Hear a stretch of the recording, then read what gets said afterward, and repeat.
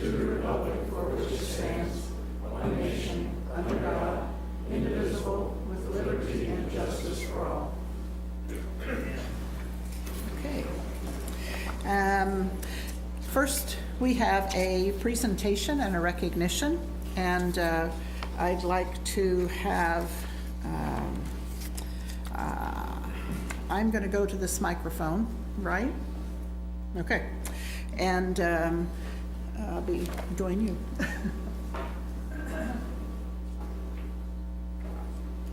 This is us.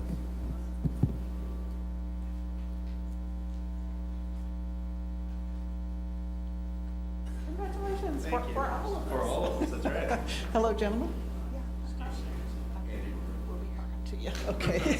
All right. Well, this evening we have a special honor for the City of Manhattan, and leading us in this effort to be recognized and to achieve certain achievement is Chad Bunger, who's the Assistant Director of Planning and of Community Development, and he's also the floodplain management person for the City of Manhattan. So it's a big deal. And as a person who has to pay flood insurance, I especially appreciate this recognition for our city. So at this time, I'll introduce Steve Samuelson, the National Flood Insurance Specialist with the Kansas Department of Agriculture, and Andy, you're? I'm Andy. Andy, all right.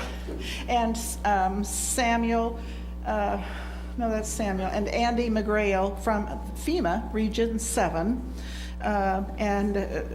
to make the presentation. Thank you.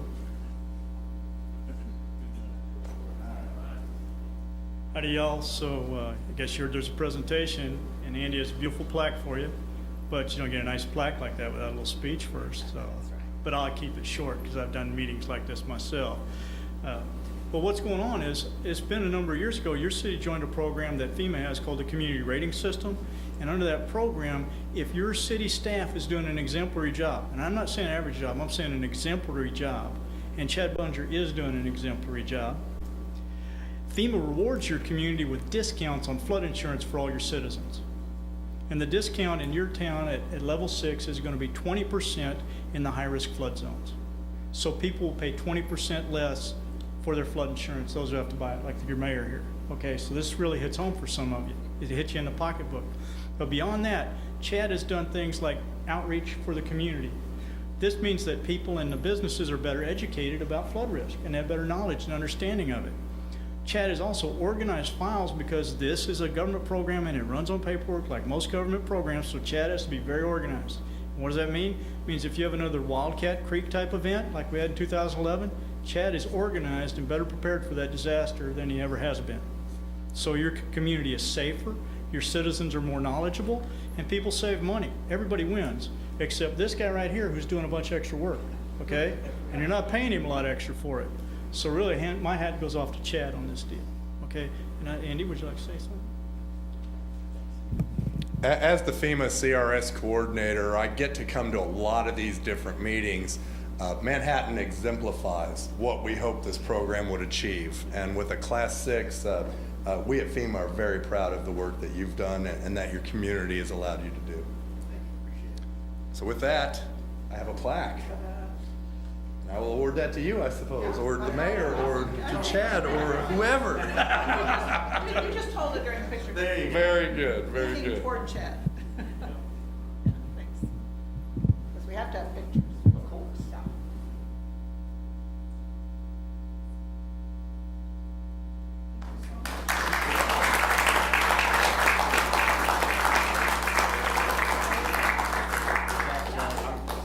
Okay. Well, okay, Chad, I have a heavy plaque here. I do. Thank you. But I might want to visit it one of these days. Yeah, Okay, yeah, it's all my right, office. good, all right. Thank you. Do you want to say something? I think you should. Well, I certainly haven't done all of this myself. I want to thank my staff and the Community Development Department. Doug May did a lot of work on this when he was with us. Public Works Department, the Fire Department, all have helped out a bunch. It's a team effort to get to this level, and we are shooting for a higher level next year and the year beyond that. So thank you very much. I have to mention Eric Cattell's name too. Thank you. So the next on the agenda, we have two proclamations, and the first one is with regard to Juneteenth that is coming up on June 16th. And with that, we have Blaine Hope, who's leading the charge, I think, tonight, and the others on the committee. So why don't you all come up, and we'll be the Juneteenth committee representatives. Alan, you have to come. Come on. Been called out. Okay. All right. Yeah. So the proclamation reads, hello. Yeah, good to see you. The proclamation, whereas President Abraham Lincoln signed the Emancipation Proclamation on January 1st, 1863, declaring the slaves in Confederate territory free, paving the way for the passing of the 13th Amendment, which formally abolished slavery in the United States of America. So when you wonder what Juneteenth means, there you have it. Whereas word about the signing of the Emancipation Proclamation was delayed some 2.5 years to June 19, 1865, in reaching authorities and African Americans in the South and Southwestern United States. And whereas Emancipation Day observations are held on different days in different states in the South and Southwest and in other parts of the nation. June 19th has a special meaning to African Americans and is called Juneteenth, combining the words June and 19th, and has been celebrated by the African American community for over 150 years. The annual Juneteenth celebration in the city of Manhattan will take place at City Park on Saturday, June 16th. The theme of this year's Manhattan Juneteenth celebration is to recognize the history or repeat the past. And as a community, this is an opportunity to come together regardless of age, color, disability, ethnicity, familial status, gender, national origin, race, religious belief, or sexual orientation to learn about the importance of this historic day. This year's celebration is in memory of Diana Caldwell, who in 1989 was the coordinator of the Student Affairs Multicultural Student Organization, and that year was convinced by K-State graduate students Frank Smith and Audrey Todd to hold the first Juneteenth celebration in Manhattan in her backyard. Now, therefore, I, Linda Morris, Mayor of the City of Manhattan, do hereby declare June 16th as Juneteenth in the city of Manhattan and urge all citizens to become more aware of the significance of this celebration in African American history and in the heritage of our nation and city. I will. Blaine, lost you. There you go. If you'd like to say something? Yes. What I like to do now is I like to thank a lot of our sponsors that actually made this possible, and we're just going to name off a few. The City of Manhattan Parks and Recs, Home Depot, the City of Manhattan Douglas Community Center, DickEdwardsAuto.com, Hy-Vee, Community First National Bank, and at your service, Home Inspection, Manhattan, Kansas. Each of you have been given an opportunity and an invitation for the walk. So in the military, there's a trait that goes like, as a leader, set the example. So we want to see you guys, you have the opportunity to come out and walk with us once we do the community walk. It won't be a long walk, but it'll be partially around the park. It's going to be a fun day, and this is for everyone to come out to enjoy yourself, bring your families. We're going to have Willie the Wildcat. We're going to have a couple of bands out there. We're going to have kids for things for kids. We're going to have the Home Depot set up. So if you're a kid, this is going to be the place to be, June 16th at City Park. And that's all I had to say. Why don't you introduce the other members here? I'm gonna let them do that themselves. Okay. Good evening. I'm Herb Ely, and I've only been on the committee for a short while. I think this is my 4th year.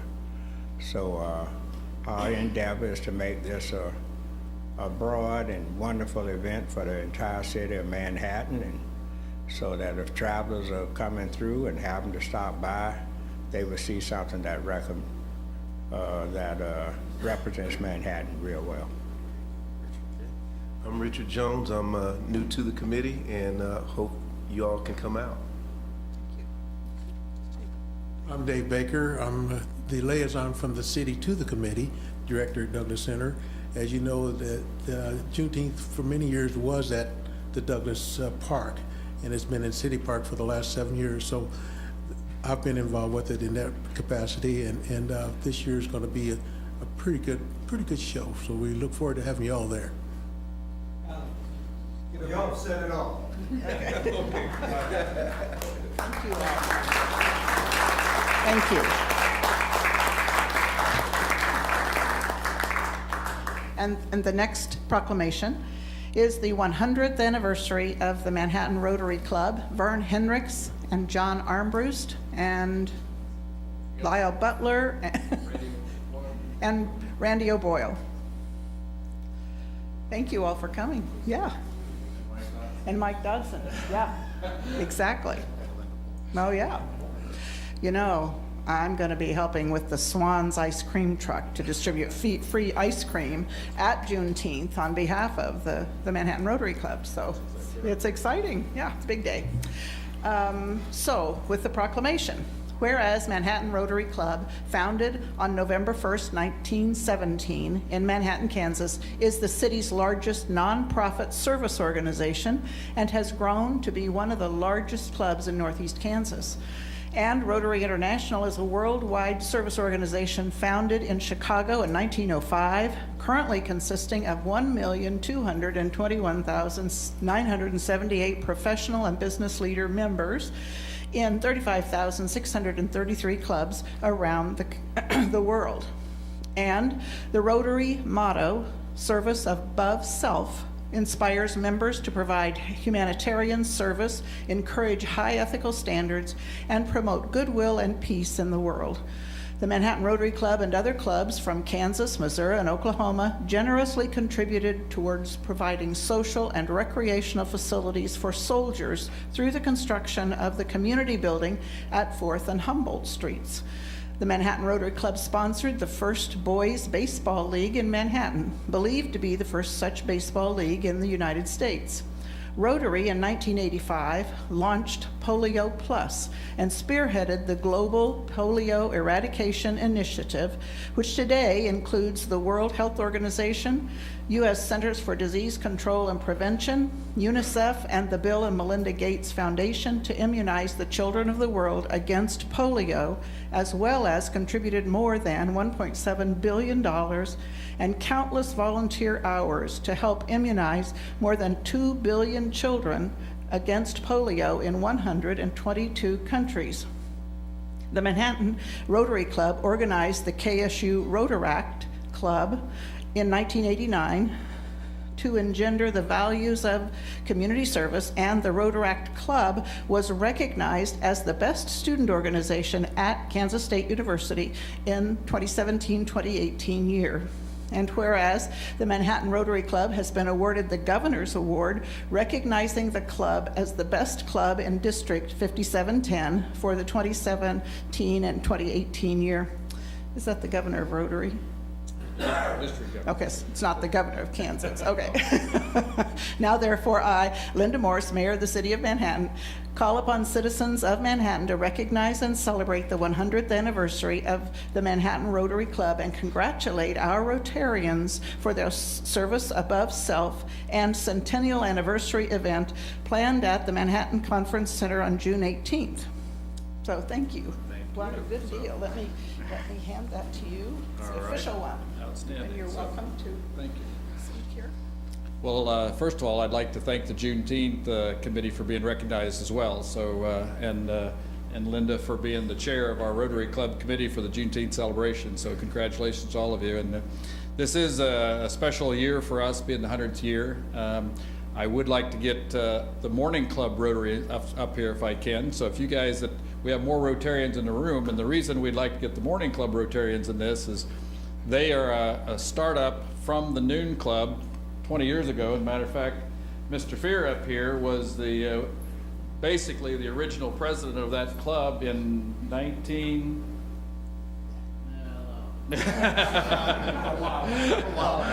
So the club has lots of history in Manhattan, and just recently, the Rotary International president asked every Rotary club in the world to plant 1 tree per Rotarian, basically 1 Rotarian, 1 tree project.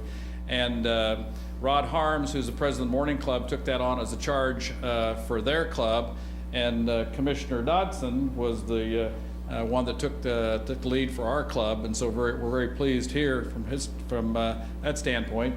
Usha's a morning Rotarian as well, so we're very proud to have her in the family. So Jared, that's right, Jared's at our club too. So I look everywhere. There's a lot of Rotarians in this bunch, and it's a pleasure to serve the community. The club motto, like Linda said, it's service above self. And so we hope those 400 trees that we planted this year thrive well, and probably we'll be adding a few more in the future. So thank the city, thank Linda, thank you guys all for doing this for us. And June 18th, everybody's welcome if they want to come. So thank you very much.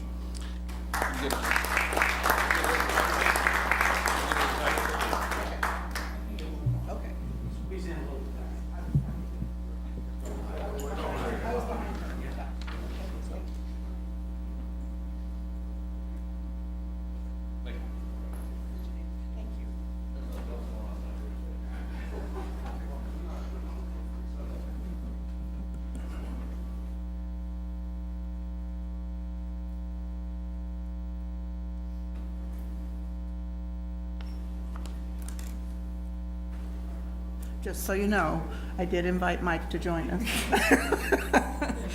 I didn't want to leave him out. At any rate, next item on the agenda is the public comments section.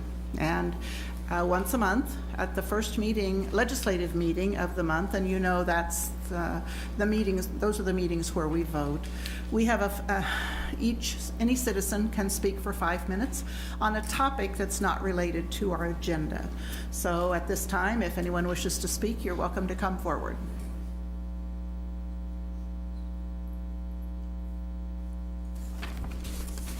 You also have to sign in your name and address.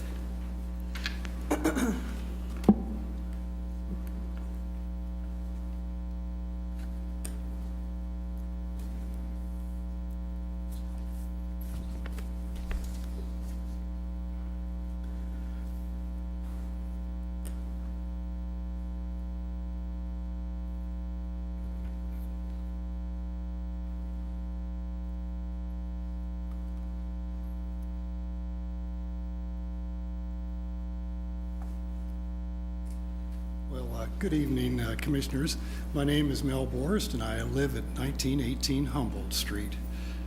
To prevent the negative effects similar to area spot zoning, Manhattan Zoning Regulation 8-302 prohibits further non-conforming area development on undersized lots containing legal area non-conforming structures. Regulation 8302 also states that if non-conforming area development is approved, minimum property line setback standards must be observed.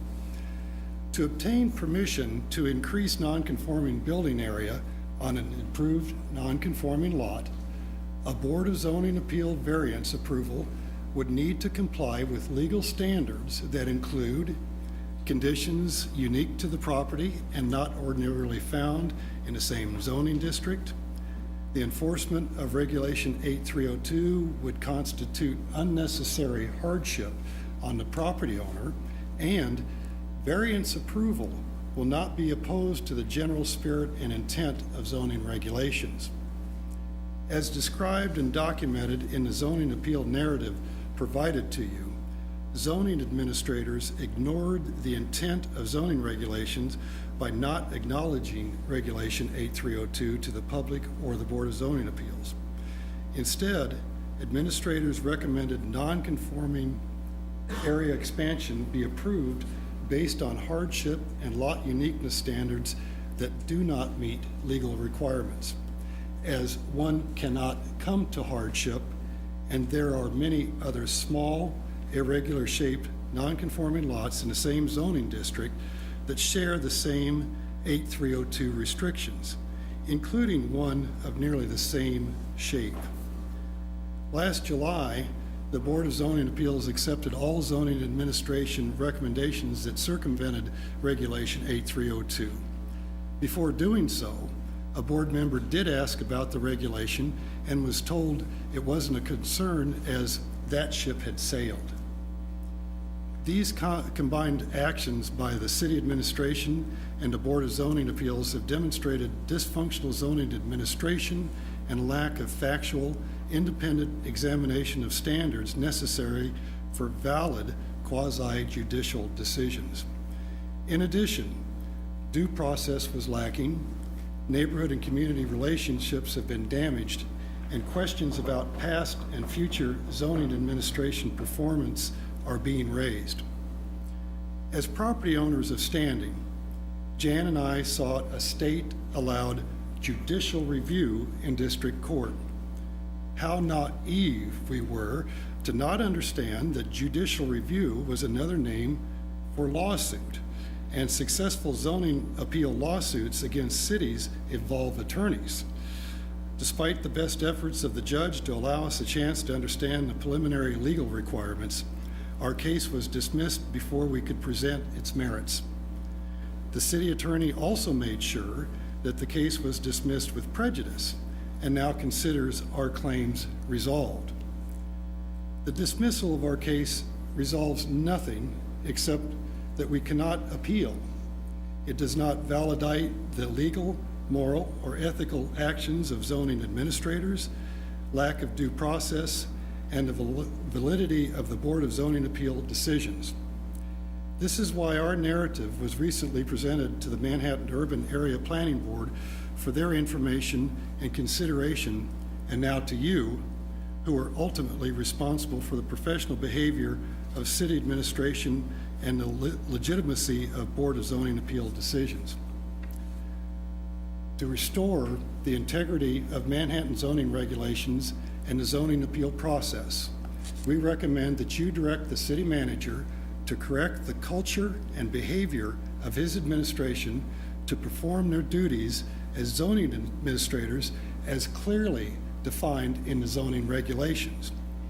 In addition, we recommend that the neighborhood consensus building policy be removed, as it has no legal place in the zoning appeal process and, combined with dysfunctional zoning administration, has caused needless strain on neighborhood relationships.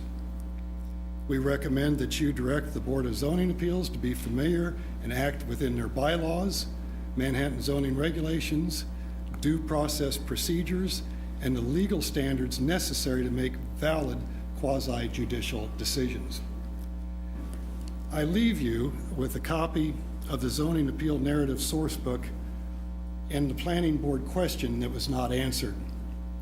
How can Manhattan Zoning Regulation 8302 be legally ignored? As well as one of our questions: how is a variance approval valid if no variance application is filed as required to initiate the zoning appeal process? Thank you for your consideration. Thank you very much. Thank you.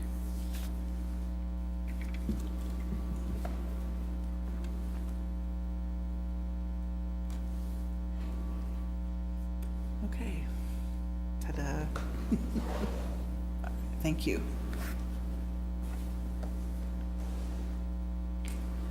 Okay. Are there others that wish to make public comments this evening?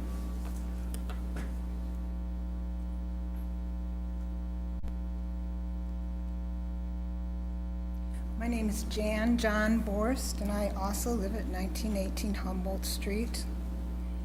And I'm here because I have some positive suggestions, as Mel spoke about what can be done to correct this problem. And believe me, it is indeed a problem, and it has been a problem for a long time.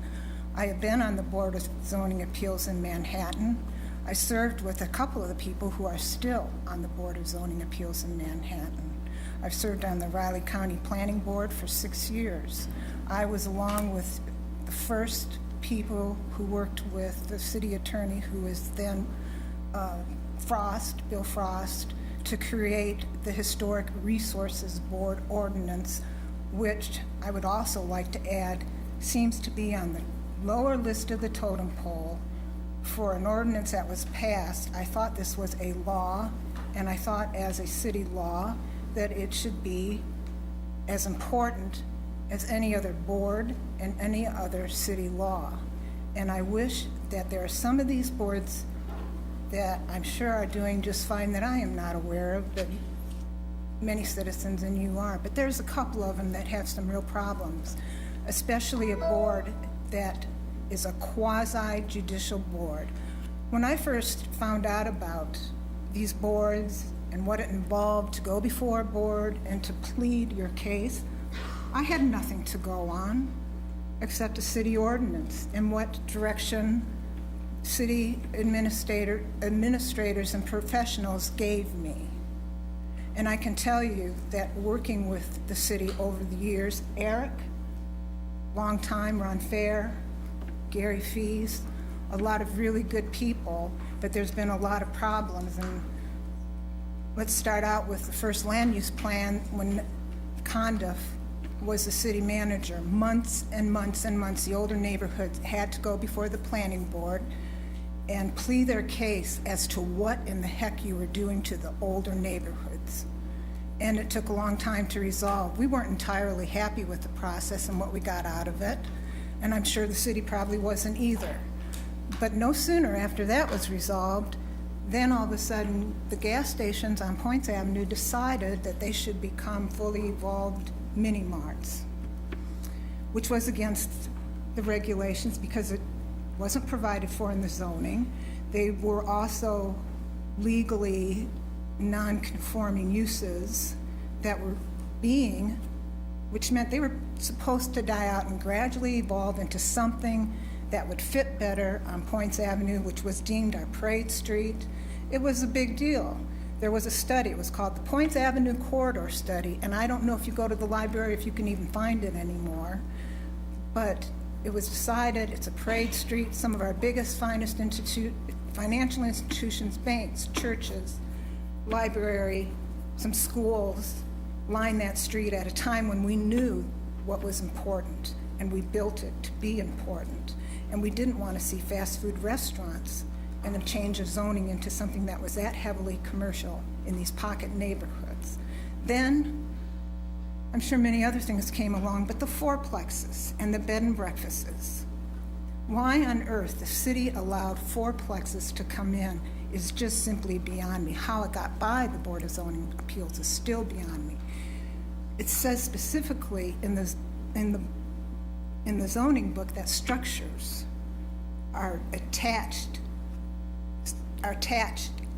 to the surface or attached structures. I have never seen anybody pack up their sidewalk or their driveway and take it away to their new house.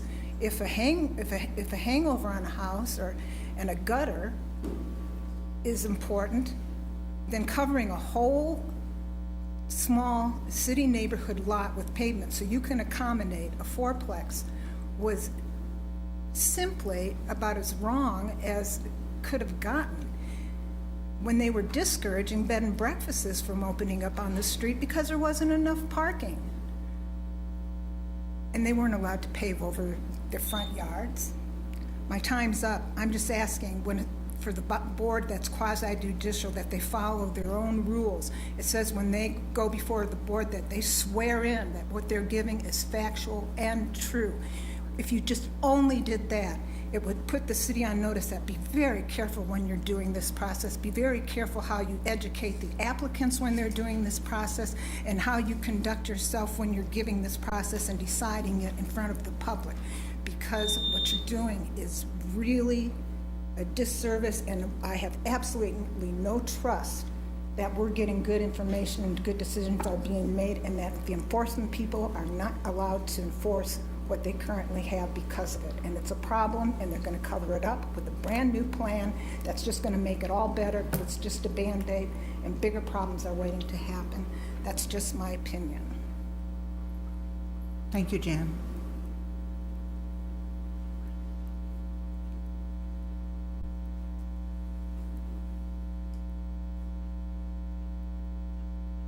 I'm gonna leave my pen because I never do that. Thank you. All right.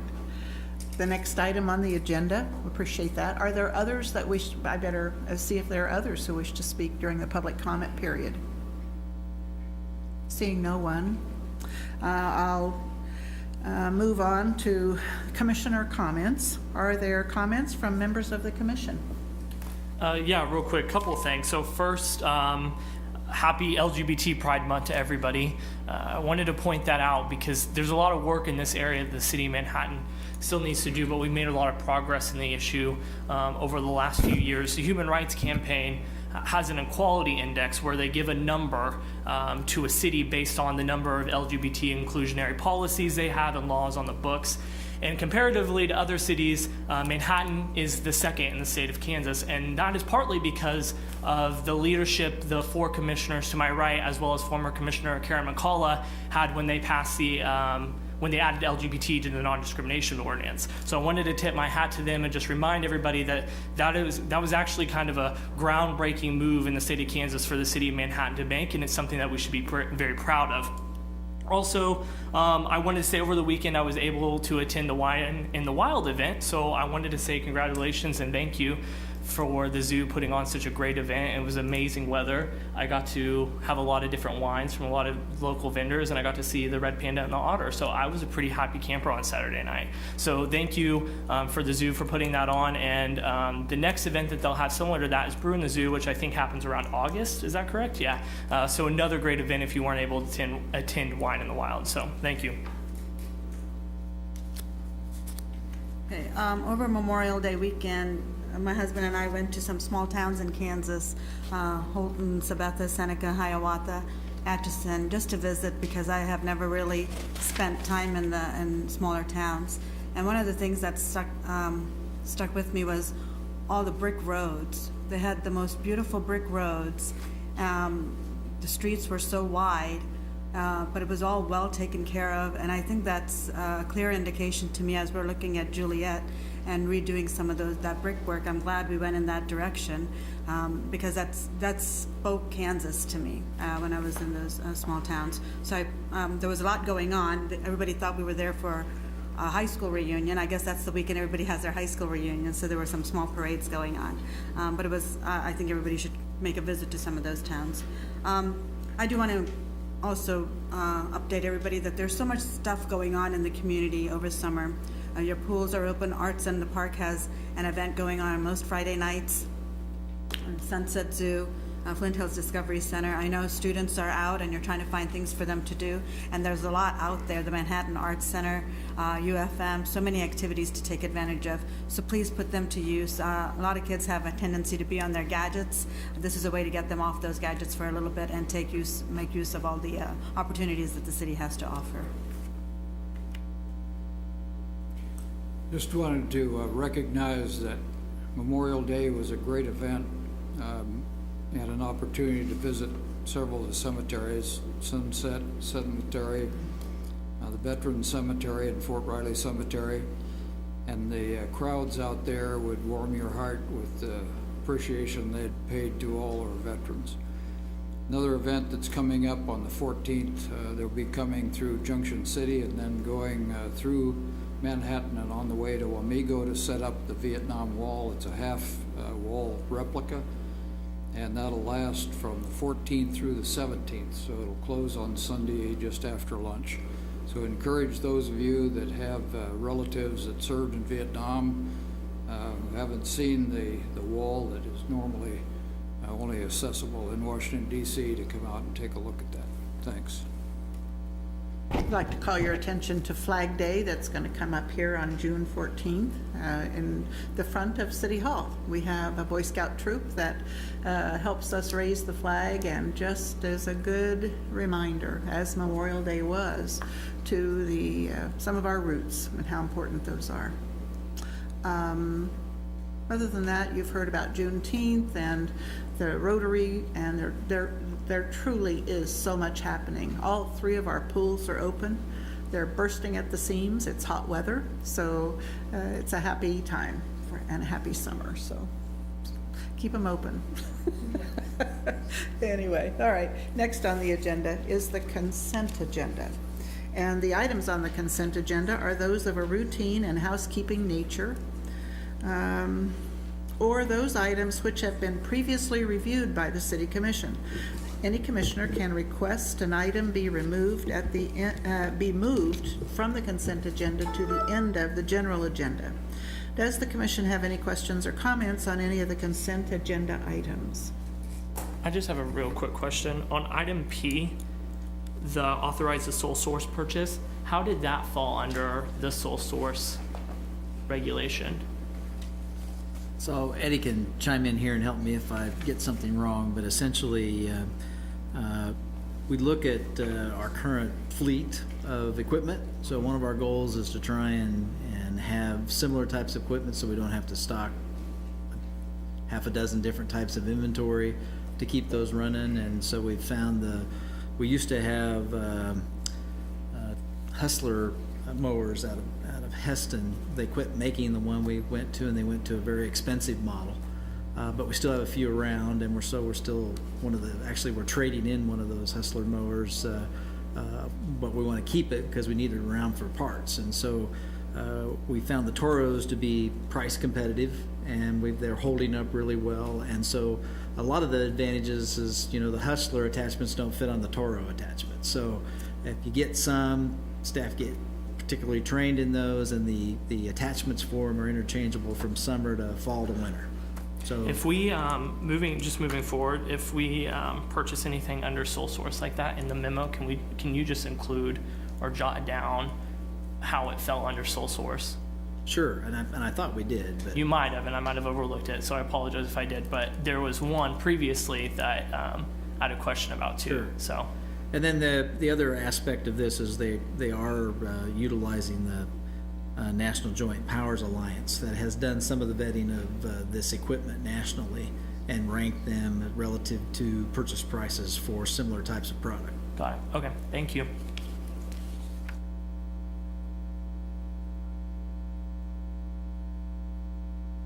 I move we approve the consent agenda. Second. Okay.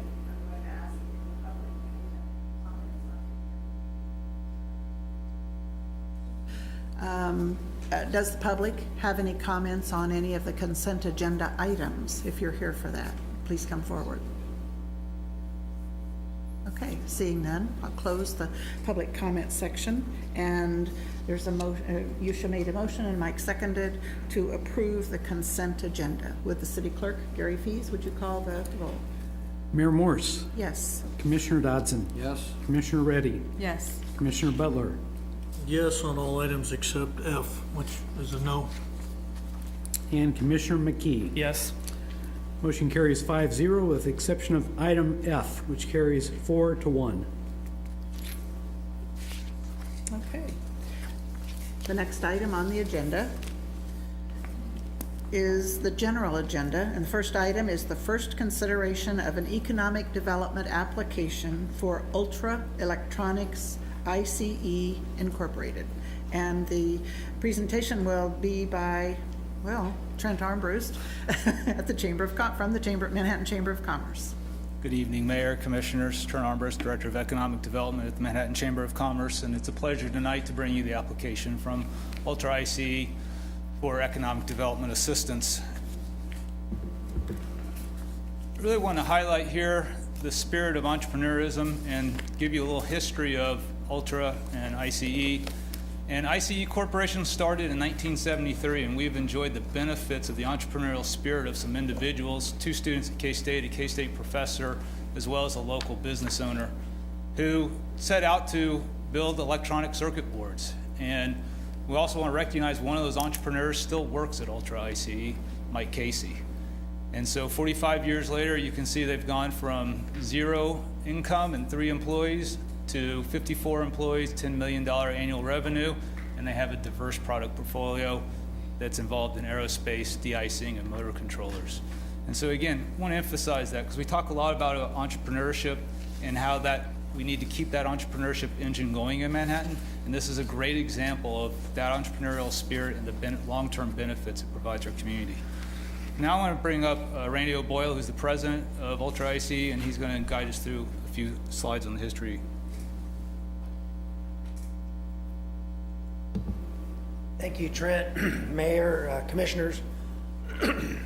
I'm really appreciative of your time to be able to bring forth this application. I really appreciate your due diligence to come and visit at our company and really see what it is we do at Ultra Electronics ICE and what we've been doing for quite a long time. I really want to thank Trent and the Chamber for being supportive in this, and really Ron Fear and all of his staff, Jason especially, in working through some very complicated issues to resolve and provide you with the information. I'm really thrilled to be here because it means we're growing. And we're kind of that third, there was just an article in the paper the other day that talked about Kansas State and Fort Riley and some of the downsides of that. Well, we're on that third leg of that stool. We're kind of an upside. We're private business, and we're kind of knocking it out of the park in our little tiny segment of the world. And so what this really means to us is we're going to have an opportunity to grow again in Manhattan. The last time that we came before the board and the commission to ask for some assistance to grow, we've almost quadrupled since that time in terms of the number of people we employ and the payroll that goes along with it and gets thrown out into the community. We did that slowly but surely, and we paid back everything that was given to us, and I think we were really good at return on investment. One of the institutions, it's a 14% investment if you look at the payback that it came from sponsoring us that first time. And we believe that will happen again on this iteration. And we intend to triple the size of our current facility. Next slide, please. Oh, well, there you go. Thanks, Trent. So ICE Corporation, founded by some K-State students with the help of a professor at Kansas State 45 years ago, was purchased in 2014 by Ultra Electronics PLC. It's a British company. It has a number of U.S. companies. There's a total of about 40 companies overall that are part of the Ultra family. They saw in Manhattan, and they saw our proximity to the air capital of the world down in Wichita, and the things that we were doing internationally. We ship product all over the world from Manhattan that goes on airplanes, flies on 787s, flies on helicopters, British Augusta Westland helicopters, and numerous other applications in aerospace, both on the civilian side and on the military side. And they saw us as perfect synergy for what they wanted to do in the United States, which is grow their U.S. business. So they picked us in Manhattan because we were a small little microcosm, if you will, of one of their larger UK-based entities. And they said, hey, there's a lot of work that's going to the U.S. market. We can move that work and put it right where it can be built here in Manhattan, and then it can go out to these U.S. suppliers, which is the end state for the delivery. That makes perfect sense. So they want us to grow in Manhattan. That's what we're trying to do. That's what this is all about. And we believe, it will only be good things and more jobs, and high-tech jobs, here in Manhattan. Ultra Electronics has been a great steward for us since they purchased us, and they've only been supportive in our growth, and they would like us to try to grow here in Manhattan. And so we're going to continue to be, Ultra Electronics here in Manhattan, we hope, for a long time to come. And then I think there's another slide that Trent would like to. Thanks, Randy. The current facility for Ultra ICE is on Amherst Drive, and you can see the additions over time. So you have a total of 16,000 square feet with an appraised value of $1 million. I give you that information so as you compare and look at the opportunity going forward. Looking at a new $45,000 or 45,000 square foot facility, It's about a $6 million investment by the time you include the land and the equipment and the building. This is out in the Manhattan Business Park, right adjacent to Florence Manufacturing. We're looking at growth of jobs, 33 new jobs over a 10-year period. Important to note here is the retaining of the 54 existing jobs, and I'll get that to on the last bullet point. This expansion allows Ultra ICE to move into U.S. military contracts, and this expansion and the lot that they're moving on to also allows them to grow in place in the future. I underline competitive there because this is a competitive situation. They also have a facility in Austin, Texas that could get this work. So that's why we emphasize it's a retention as well as an expansion opportunity for us. How does this fit into the overall economic development strategies that we have? And I refer here to GMP, which is now Region Reimagined. So we're still translating the Greater Manhattan Project into Region Reimagined, and as we change that name. But first I want to point out that Ultra ICE is a primary employer. The goods and services that they build and provide are exported out of Manhattan. They're importers of dollars. That's what sustains our economy. On the GMP goals, or R2 goals, some of the big overarching premises were targeted economic diversification. Randy already brought that up. It's that growth of the private sector, growth of that third leg of the stool. Talent sustainability. Do we have the career opportunities for our talent in Manhattan? Ultra ICE provides that. And the entrepreneurial dynamism, we've already spoken to that about maintaining that entrepreneurial environment and having examples of entrepreneurial success. Specific strategies within GMP, improve and attraction of talent to the Manhattan area. Unfortunately, Debbie's not here tonight, but she came from the UK and she's now bought a house and working, and her kids are in school in Manhattan. So that's that attraction of talent that a company like Ultra ICE provides. Support and facilitate the retention and expansion of Greater Manhattan businesses. It's self-explanatory. Provide a sufficient supply of economic development, growth, supportive infrastructure. Having the Manhattan Business Park allowed this to occur, and that's an example of having that infrastructure in place has allowed this process to move forward. Increase the number of recent K-State graduates. As you saw in the application, all of their engineers are from K-State. Work to ensure Fort Riley soldiers and their families have opportunities in Manhattan. A good percent, it's around 25% of their workforce at Ultra ICE are retired military or have exited the military. So again, veteran-friendly hiring, K-State hiring meets those goals. If you look at specific tactics, we have foreign investment. That's the Ultra investment into ICE, and now that foreign investment into this project expansion, and also having those shovel-ready sites. Again, it goes back to that infrastructure. Manhattan Business Park represents those shovel-ready sites. So now Jason's going to go over the details of the request. Thank you, Trent. So our criteria are broken down into a 4-tier scoring model. We look at wages, the return on the investment, the community fit, and the benefits of the applicant. Our incentive package is a performance-based grant, and the accountability, we have targets set in which they will attain those incentives themselves. Funding criteria, we look at the jobs themselves and then we put the workforce into a percentage. It cranks out a score that obviously is based on where they plan to hire within these ranges. This range adjusts every year. We go to the Bureau of Labor Statistics. We increase this rate on an annual basis based on inflation. 6.2 was their score there. Then we go into community investment. Their return is very high, so we gave them over 15% on that, and that is based on our model that we run them through, their wages, the years in which they'll hire those employees, and then we run that through the model for a 20-year period. Employee benefits, Ultra ICE pays 81% of the health insurance premiums. They have paid time off. They have 401k retirements. They're compliant with all regulations through the EPA and KDHE. They offer training and opportunities to to grow the business. I think Trent and Randy both highlighted that in their comments. Community involvement, they have a long history of supporting multiple local and nonprofit organizations within the community. So we scored them very high in that category with benefits above the 50 percentile.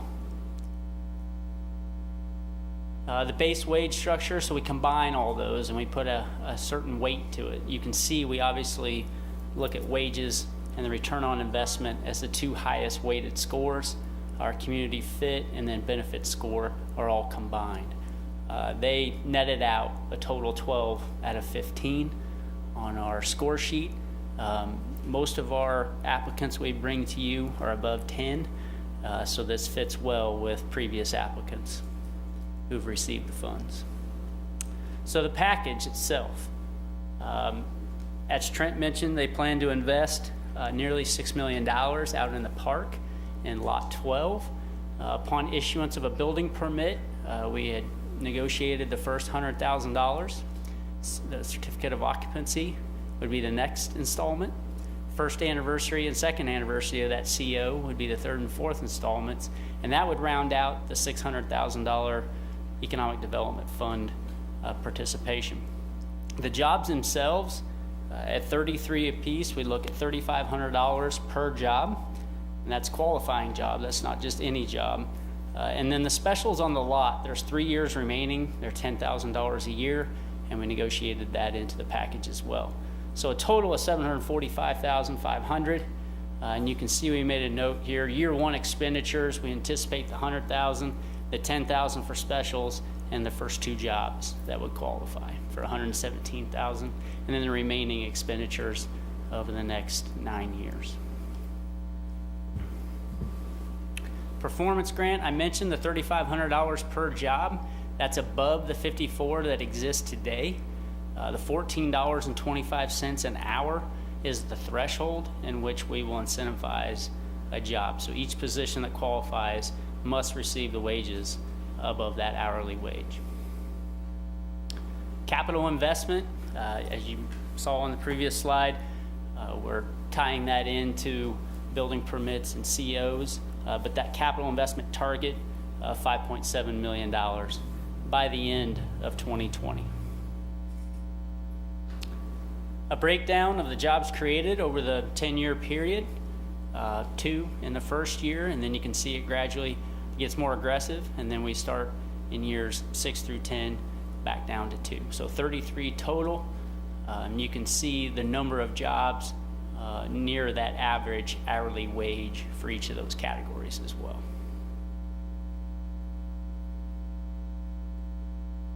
Again, 100% of the jobs must be above that $14.25 an hour. Our annual accountability, so on an annual basis, we'll be tracking the building permits, the COs, the job creation, and then obviously the wages. And that'll show up now, really through the next probably 12 years in our annual reports. Our risk review, so we hire Springstead, who's our financial advisor, to look at our economic development applicants. They had a very positive report for Ultra ICE. They noticed the cash and cash equivalents have doubled since 15 through 17. Their gross profits remain the same. That Dun & Bradstreet failure score, which measures that delinquency risk, scored them a 99 out of 100, with a high score indicating a better performance to make payment. So they're less than 1% of prediction to fail on this end. And according to Springstead, Ultra ICE is in a position to honor the capital investment and the job creation in the application. Cost benefit, we look at the benefits over the 20-year period to all the taxing jurisdictions. The cost are the incentives that we highlighted previously, and then the net benefits of over $4.3 million to the community.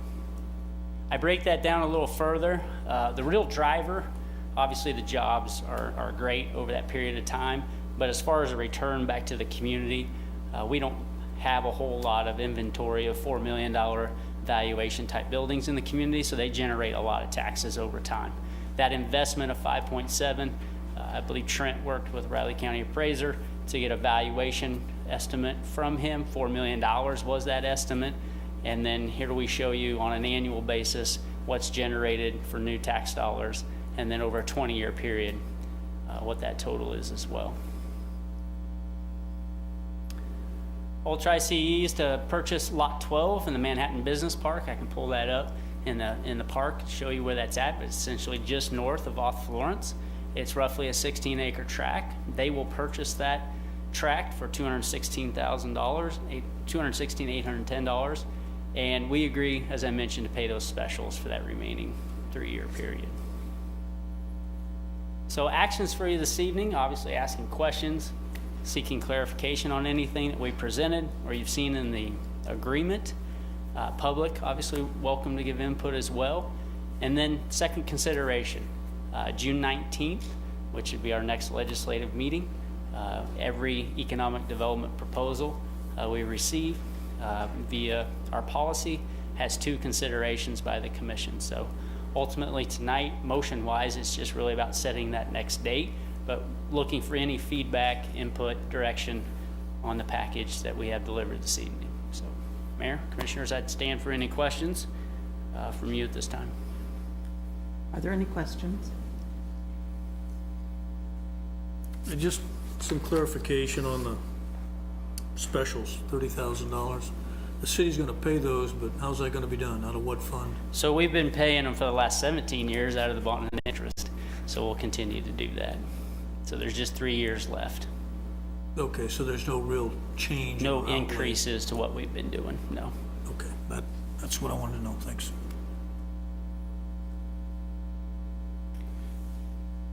So just to put it in context for the replenishment of the Economic Development Fund and so on, we have KSUIC is going to buy the building, and that's in 2020, is that?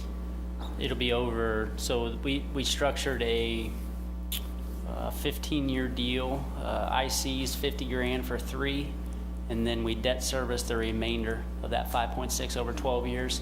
So they'll start making a payment just north of $450K in 2 years. And that puts a little over $5 million back, is that right? Correct.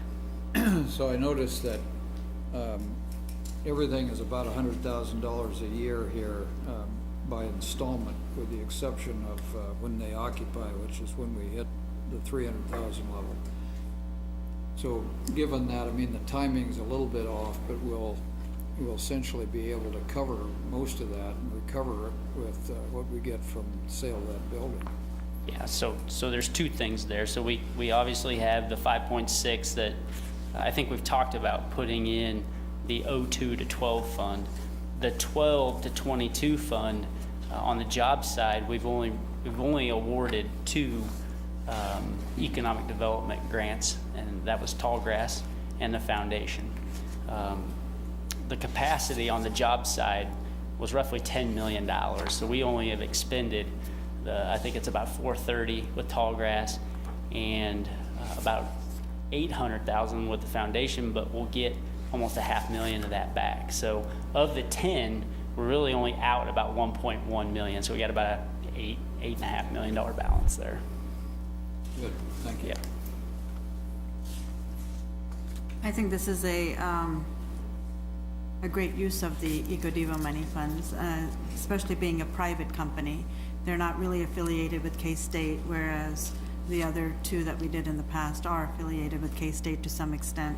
One of the positives of this is it is high-tech jobs in an era where we're trying to recruit more companies to come here. This would be a great way to expand, being close to the airport, having K-State students is hiring up them for employees as well as our veterans.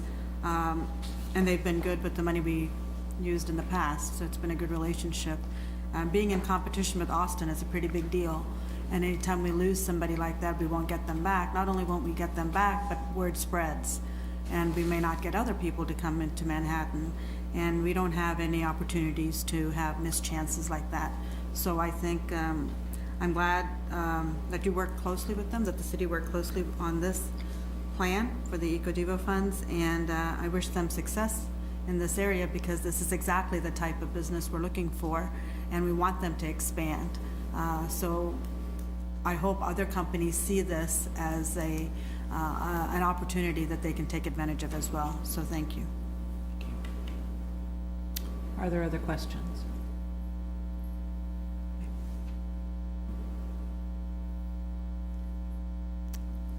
Thank you, Jason. You bet. I'll pull up the map. Okay. As others may want to come up and speak, but I'll just show you in the tech park or in the business park where this is at.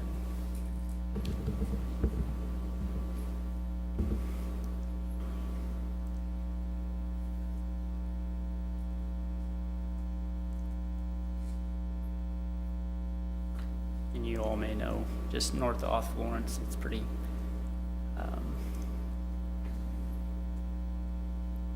So it's lot 12, and our website's loaded to the point where if you click on it, it gives you a lot of detail.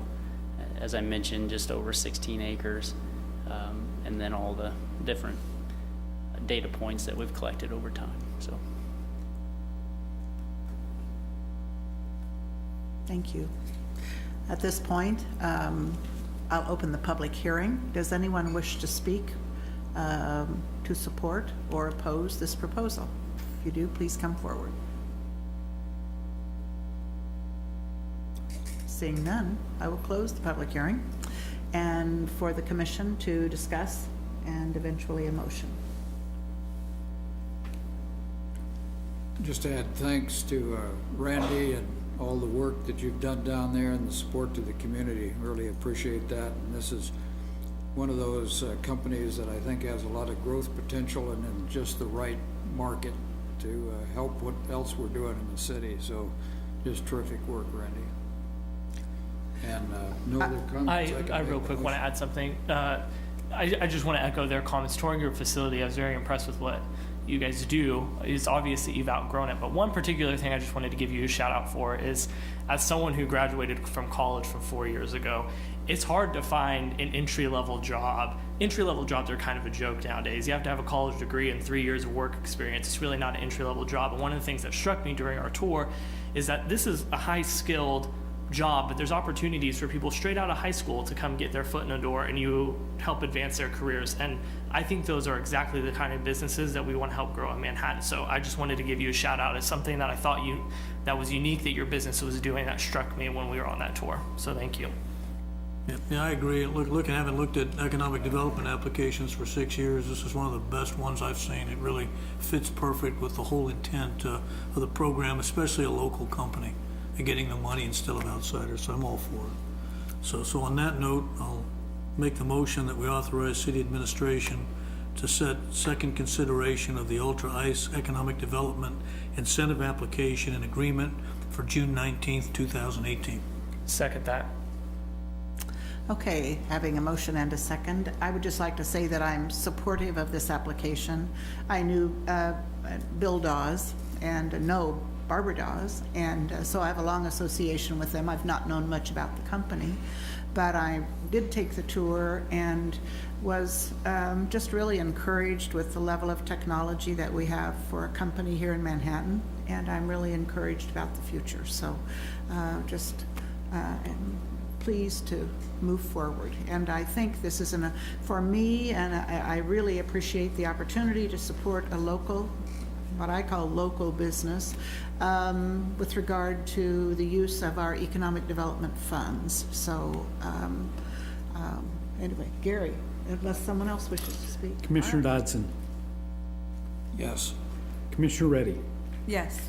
Commissioner Butler. Yes. Commissioner McGee. Yes. And Mayor Morris. Yes. Motion carries 5-0. Okay, thank you very much. Item B is to consider the first reading of an ordinance annexing and rezoning Hespenheide Hills from Riley County Agricultural District to R, Single Family Residential District. And the presenter is Chad Bunger, the Assistant Director of Community Development. and floodplain administrator. Thank you. But anyway, not in this case. No, okay. far from a floodplain. Yeah, exactly. Good evening, Chad Bunger. Thank you, Mayor and Commissioners. This is a fairly straightforward annexation and rezoning request. Before you this evening, it's in the extreme northwest area of the city in Tatarax Hills. It's this unique shaped lot. I believe it is a remnant piece of Marlatt Washington Park that was separated from it with the creation of Seth Child and K113.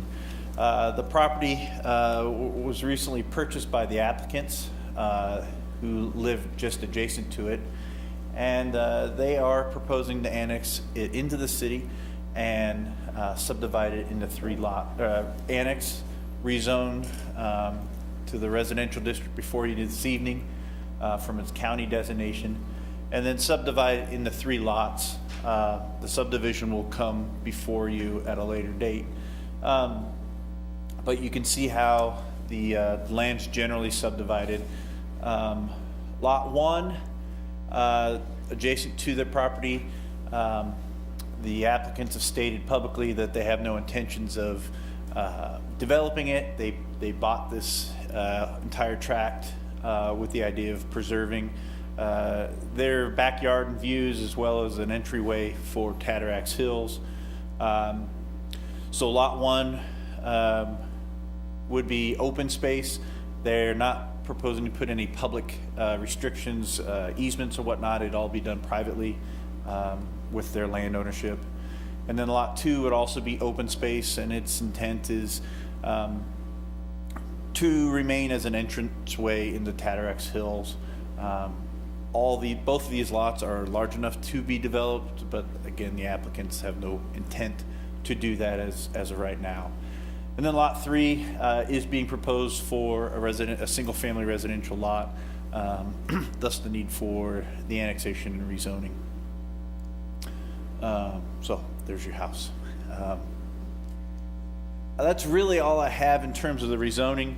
The staff report is before you, as well as the planning board's recommendation. They heard this item a few weeks ago and recommending approval of both the annexation and rezoning to our single-family residential, and city staff also carries that recommendation. Short and sweet, I guess, and I'd be happy to answer any questions you may have. Did any of the adjacent neighbors have to be notified? They were, yes. They were, and Yep. was there any feedback from that process? Minimal feedback, more of curiosity what the development plans were, to my knowledge, or reviewing the neighborhood meeting notes. At the planning board meeting, there was a neighbor concerned about the utilities for lot 3. They've had an engineer review the utility plan, as well as our public works departments reviewed it, and it's workable. Okay. Lot 3 is developable. How wide is lot 1? It's wider than what it looks. I think it's over 100 feet. 100 feet. Yep. And what about the land to the left of lot 1? Is that all highway right-of-way? Correct. Okay, so Yep. there's no development going to occur there? Currently, now, Right. correct. Okay. So how will lot 1, your rationale, your rationale, is that lot 1 will enhance the access to Tatarax? So how does that, all the way up to the property line, how does that fit in with that rationale? So lot 1 really is more, it'd probably be best to ask the applicant, Okay. but to my knowledge, lot 1, the long skinny piece, is really preservation of open space at the backyard of the applicants. Lot 2, which will be here, is, and to some extent lot 1, but like lot 2 primarily has some manicured landscaping. It's the entrance to Tatarax, and that's the piece that they wanted to preserve for the neighborhood. No, I understand. Yeah. Lot 1 really is The just low open part. space for the It's neighbors. the extended part that I just get. Okay. Other questions? The only concern I have, and it's probably improbable, but, you know, when we try to connect Marlatt across Seth Childs at some point. I don't know what angle that road's gonna take. I don't know what that intersection's gonna look like. So my only concern is that we have enough flexibility to make a reasonable intersection there of some type. It's hard to imagine going back, kind of back to the east of that where we have right-of-way now, but nonetheless, depending on the shape of that intersection, that could happen. Sure. To my knowledge, the Seth Child corridor plan hasn't been complete, so the specific geometrics of that haven't been laid out. And even if they were, I don't know the ability for the commission to deny or not accept the easements based on a future plan like that. But it is a good topic to note. Do you have any comment on that, Brian, from what you've seen of the? You raise a very interesting question. We came before the board probably 2 months ago now with the draft of the plan. We are reviewing it, going to go to final plan. My recollection was all of the additional right-of-way, though, was to the west of Marlatte. It wasn't to the east. So at some point in the future, that stretch of Marlatte probably becomes some sort of frontage road or some sort of side access road. Again, as Chad said, we haven't adopted the final plan, so we don't have access control yet. Working with the applicant, we have centered the driveway both between the two curves and also on the grade that's out there. As you know, it's pretty hilly. So we've centered driveway number 3 in the middle where it has the best access. But at some point, there could be discussions about what's needed for additional right-of-way there. All right, thanks. Anyone else? Once it's annexed, then all the utilities and everything they would sign on to the city, all of that, and they would be in compliance with all of those things. I mean, I don't see any problems with that, and I think the questions that were addressed my concerns. Okay, thank you. At this point, I would open the meeting to public comments. Does anyone wish to speak with regard to this proposal? Seeing no one, I will close the public comments portion for the commission to discuss or make a motion, however you wish.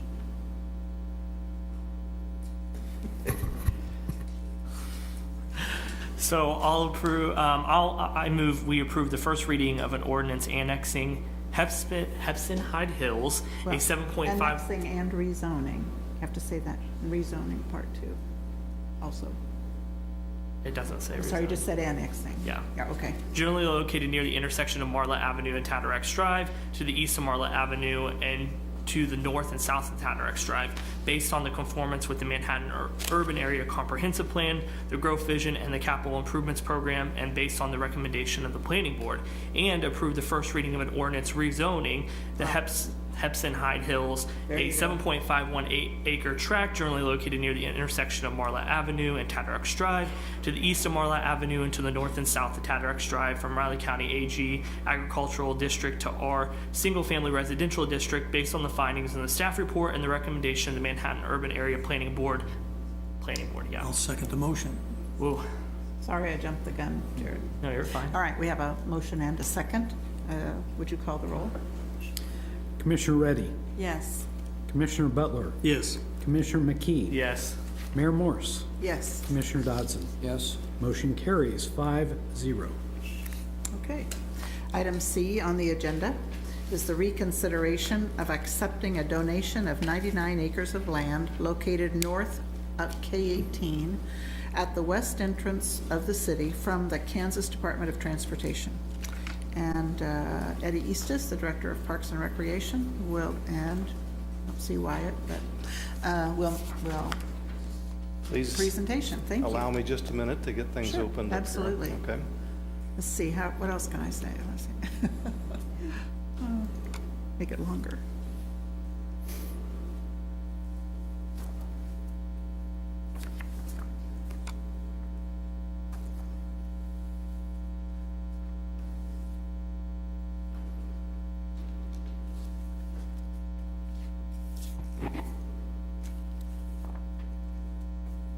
There we go. Thank you. Eddie Eastis, Director of Parks and Recreation. Thank you for hosting us tonight. Appreciate the opportunity. I'd like to start, if you don't mind. We had a public meeting on May 24th, and one of the questions that the community had, we had 26 members that attended that meeting. Some are here tonight that I know that want to speak. But the first question they asked, why are we doing this? Why are we talking about this again? Because it was their impression that the decision had already been made previously in February. And so I wanted to make sure that we're clear that asked to reconsider. You all wanted an opportunity to discuss this together as a group, because you can't do that out openly in the public. With all 5 of you, you do that in this meeting, and you wanted an opportunity to be able to discuss this property again. So I wanted to make sure that that public meeting was aware of that and state that as well again tonight. Background on the VMI tract, you're familiar with it at this point, but it's that 99-acre tract. KDOT purchased it back in 2010. They purchased it in conjunction with K-18 realignment and used it for a variety of different reasons, mostly as a borrow site, as they took a lot of the soil off that property. It has an appraised value today of $165,000. KDOT had previously tried to sell at a public auction this piece of land, but they did not have any bidders. We considered bidding on that ourselves, but chose not to.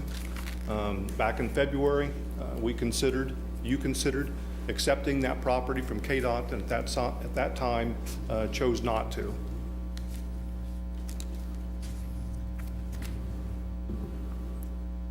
One map that we didn't show back in February that I think is important to make sure that we're all aware of, and I want to say also at the public meeting that we had in May, I showed this same PowerPoint, and I want to make sure that community members are aware of that.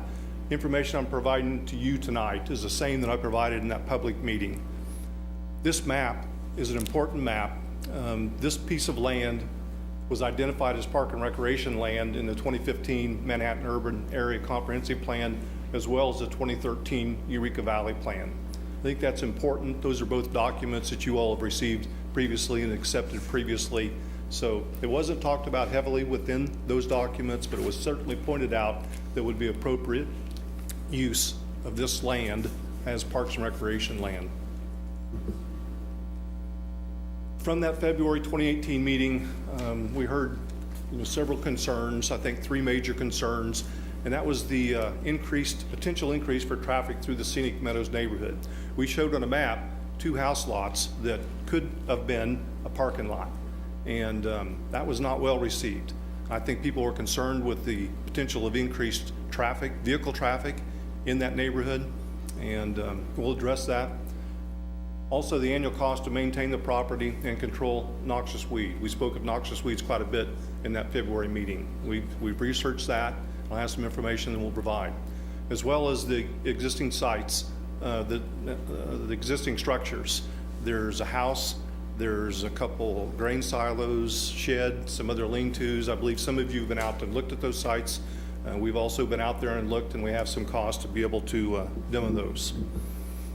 So specifically, the increased traffic through the neighborhood, we heard that loudly. We heard that again at the public meeting that we had in May. People were concerned, did not want to see that increased traffic through their neighborhood for park access.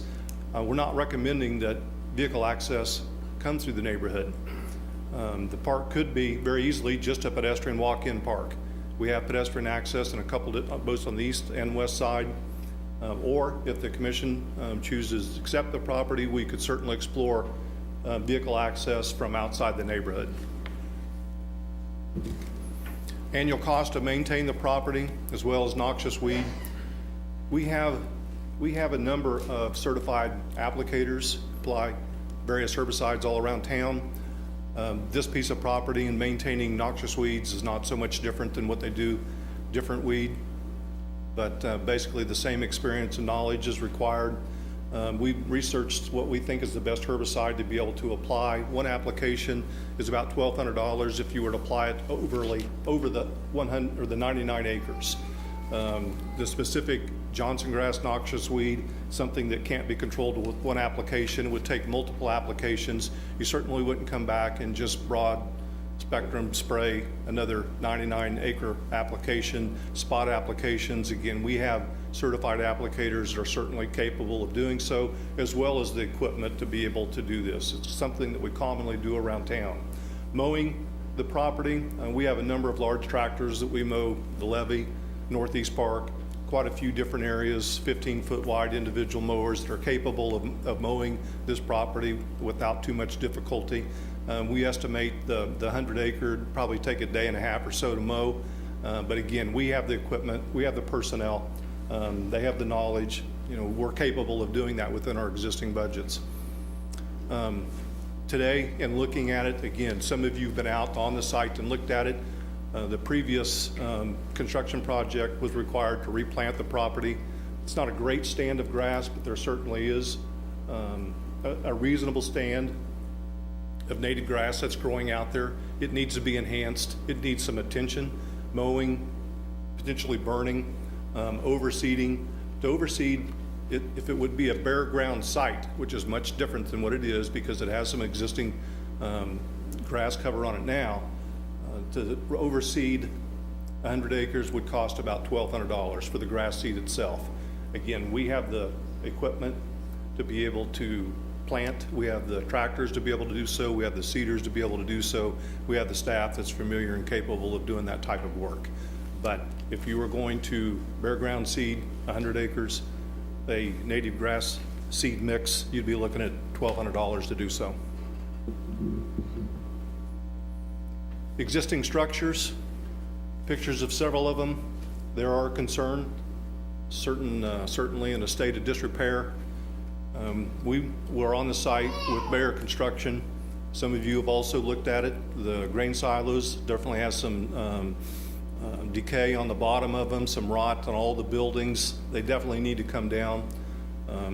Bayer Construction estimated $30,000 to demo and haul off these structures. Another concern that we heard at the public meeting is large trucks, equipment in the neighborhood to be able to potentially do this work. We've talked with KDOT, it's been preliminary, Brian can comment on it, and talk to them about a temporary access off of K-18 to be able to address these structures, to bring equipment in, to do the demo, to exit with large trucks to haul off the material.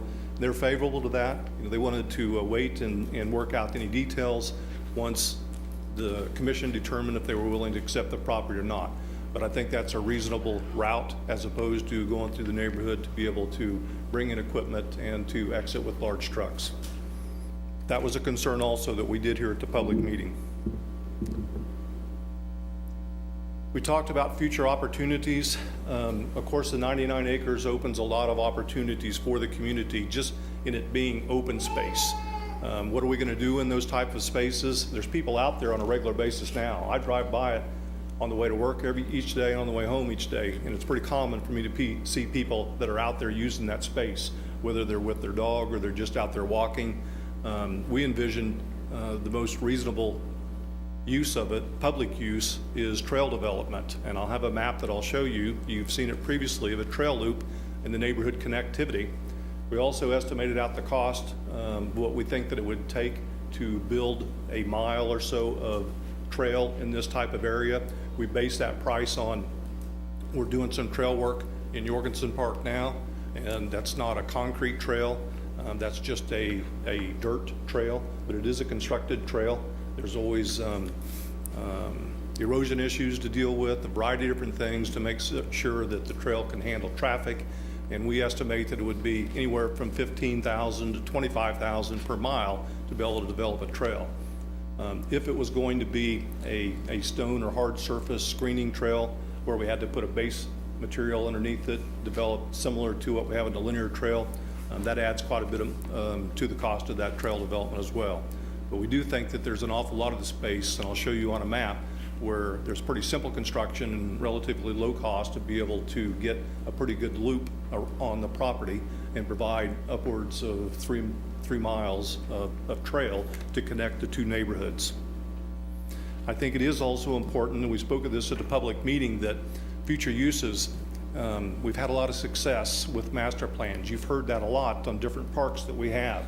Wyatt Thompson, our Assistant Director of Parks and Recreation, has done an exceptional job of taking master plans out into those communities and be able to get community input. I would see the same thing occurring with this. It would need to have a public input master plan process to help determine what the neighborhood and the community would like to see if this property was to become city property. Map that I was speaking of, I think it's important to really recognize this conceptual trail system. Warner Park, where I'm pointing out here, to be able to access through the Stonehaven Park track, which is going to be public parkland in the near future, onto the VMI tract. It provides a very important link into the Roger Schultz Community Park, and then eventually Annenberg Park, and then you're a hop on the linear trail. What we also didn't point out previously, our strategic facility improvement plan that was completed several years ago identified trails as a priority, and it helped lead to our sales tax question, which was passed quite successfully and had that trail component involved in it as well. The VMI track really fills a critical gap in connectivity to some existing neighborhoods and parks. This is the loop I was speaking of, 3 miles of trail from the Stonehaven, fallen on the north of the property. There is a pedestrian connection that's already in place into the neighborhood. It hasn't been developed out. It's just bare ground out there at this point, but it has been platted out. And the 3 mile would also include this loop around the property itself. Again, commonly how it's being used today as I see people out on the track. So that's the 3 mile that I'm referencing in the previous slide into that neighborhood and this loop around here. The loop around here is the relatively easy construction. There's not a lot of terrain, some erosion issues to deal with, a little more complicated. Again, some of you have been out there, a lot more terrain to deal with that portion. So tonight, City Administration recommends the Commission accept this property. It's a significant piece of land, 100 acres on the entrance to town. It's not very often this opportunity comes along. Brian, again, can speak of, we have existing infrastructure on the property. It makes a lot of sense to acquire this property. That's why we recommend the City Commission accept this property from KDOT. I'll be happy to answer any questions. I know we have community members here that do want to speak, but happy to answer any questions. I have one quick question, and then I'll save the rest of my comments until after public comment. What is the, if we take on this land, we've essentially said we're going to keep this open space, we're not allowing traffic into the neighborhood, which was a huge concern the last time we discussed this. What is the insurance of that? I guess my concern is we take on this land 2 years, a year and a half from now, there could be 3 new commissioners, and then they decide never mind, we want to host a Big 12 cross-country meet out there, and we're going to run the road right through the neighborhood. That's where we're going to connect. Like, what is the insurance that doesn't happen? Is it the master plan, or is there something else? Or are we just going off of goodwill of the commission here to say that we're going to keep this open space? Yes. Okay. I don't think there's any other way to ensure what any future decisions might be, but we're obviously paying a lot of attention to public comment. I think it's important to us, and I don't think we want to shoehorn something in that the community's not favorable for. Yeah, I'll comment on that because clearly, that was the big concern, and I always saw this as basically going to be used for open area. If somebody runs a cross-country meet there, then clearly access to it still cannot be through the neighborhood, and that may cost us some money. I mean, if that's a long-term plan, fine. But, I just did not ever see it as a place where there'd be soccer fields, baseball fields, football fields, anything of that nature, just open area. No worse than it is today. In fact, it'll be better than it is today. And of course, the assurance for that is, I just think any, commissioners that take over in 3-4 years are just going to get a lot of grief if they try to run any traffic through that neighborhood. And to me, that's the assurance. It's just not a smart thing to do. Okay. Thank you. Uh-huh. Was Wyatt gonna? No. Okay. All right. Does anyone, at this point, I will open the public comment period. Anyone wishing to speak about this proposal, if you would sign in and come forward. And we have about 5 minutes for any person that wishes to speak.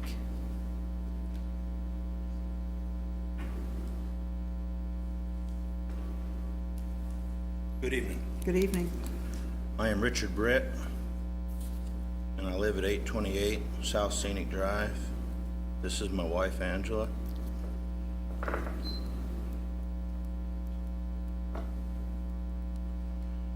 And I kind of have quite a bit of questions. I went to the meeting, however, I was late, and so I have a few questions for Mr. Estes, if I could. So our policy is that we won't, we'll let you say your questions, we'll write them down, and then it'll be up to the commission to respond later. Thank you. You bet. So I'll go kind of through a quick list. The equipment that the city is planning on using to mow and spray the property, I'd like to know how they're planning on getting that on there. If it's going to go through the subdivision, coming down from up above is really not a good access. And if I believe he said it earlier, the one through the neighborhood, I believe, is a pedestrian entrance. The second question for him is if KDOT disapproves removing the demolition material through K-18, do you have an idea on how it would be removed? The question at the end that you brought up, I have said I will work really well with you guys in the future. I just don't see a reason why you want to acquire 100 acres just to keep mowing it when I told the commission, and it still stands today, that I would be willing to work with you for a path, a trail if we needed to do something. But it's been in state possession for a lot of years, and that is not in good possession. As you said, it's in horrible shape. A lot of noxious weeds. I think I'll let him reply to that and see where we're at. So, thank you.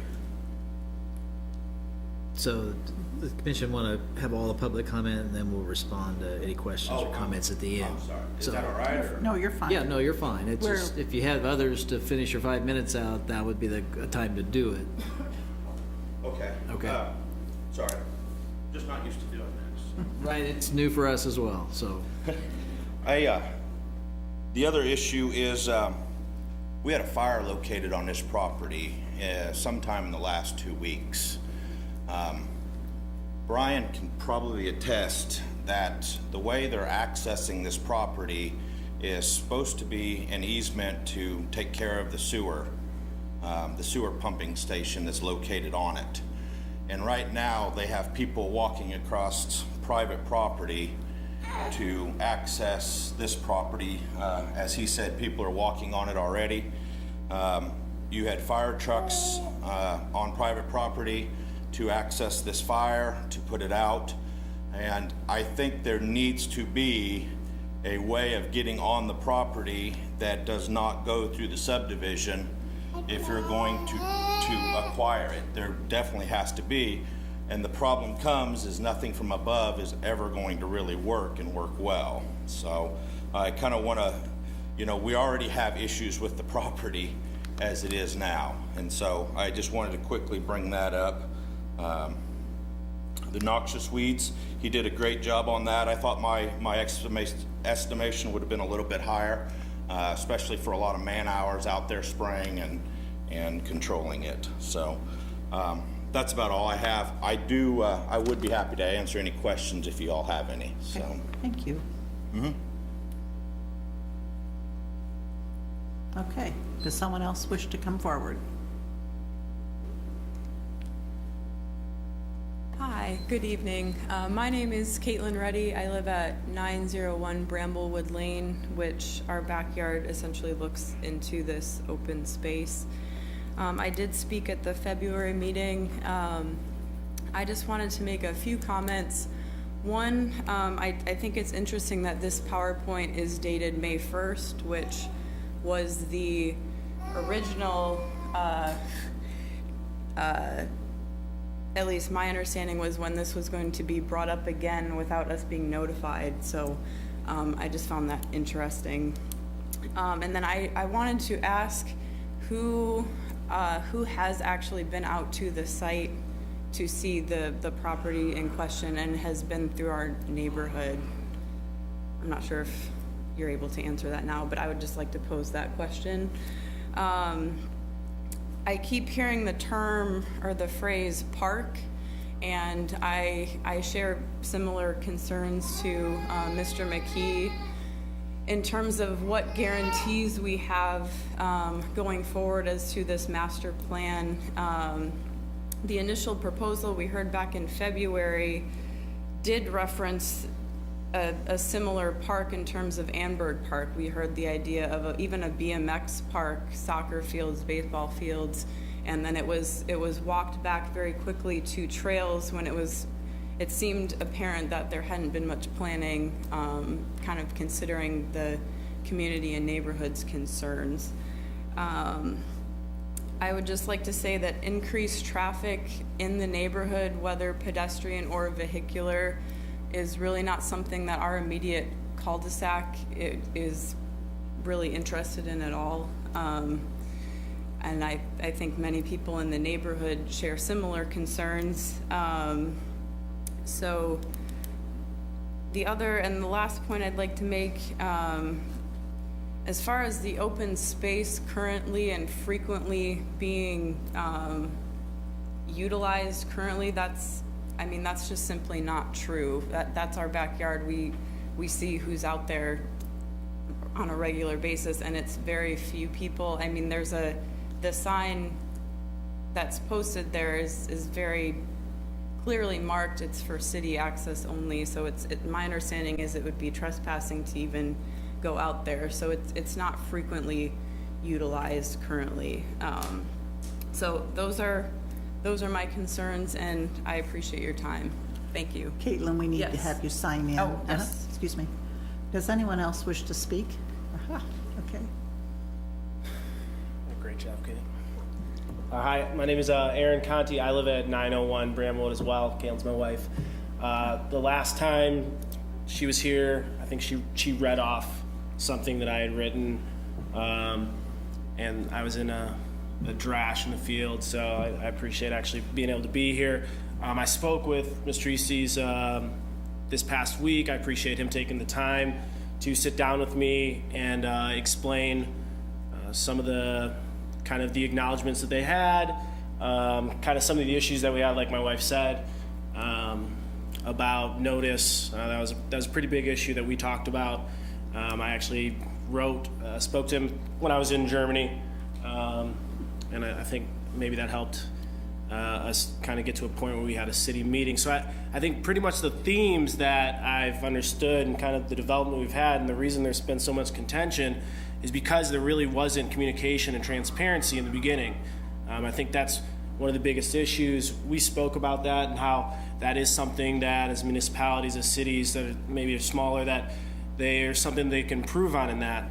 Specifically with our neighborhood, I think it's really important to understand that, you have a pretty good mix of current military or retired or, just people who specifically, some of our neighbors that we went and spoke with to let them know about this meeting said, we moved here. We've lived in 3 or 4 spots in Manhattan. We moved here specifically because, no throughway, because it is kind of like being in the city, but at the same time we're in the country.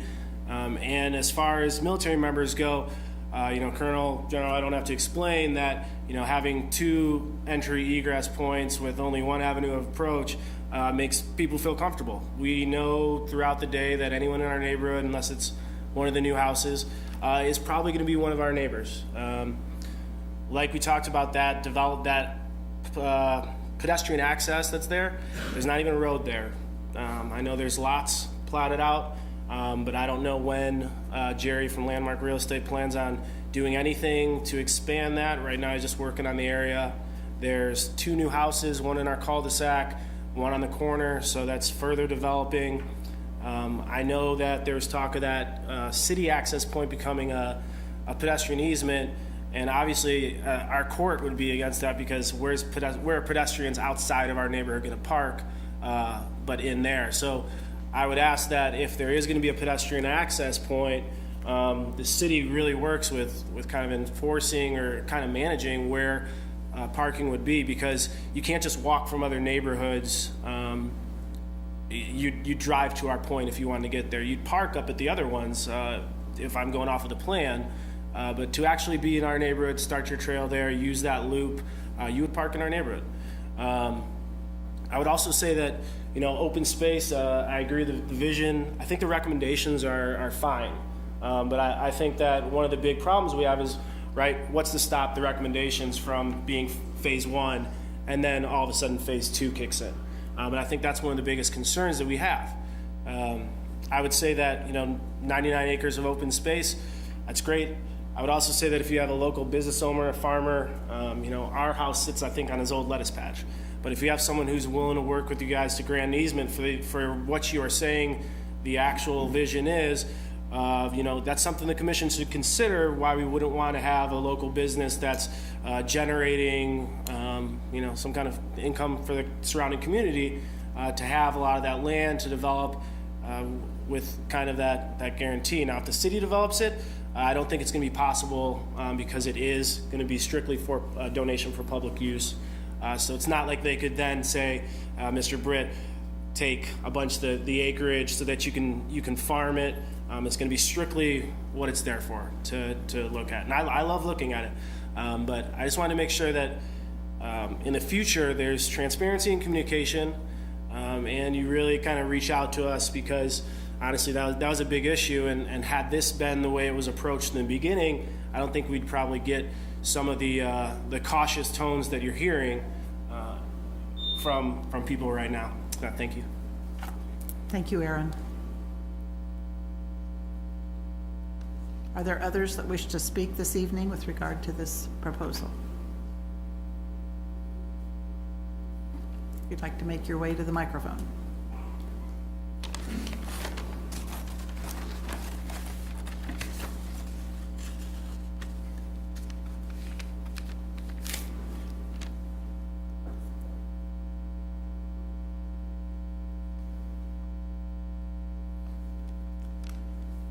Timer. They're on.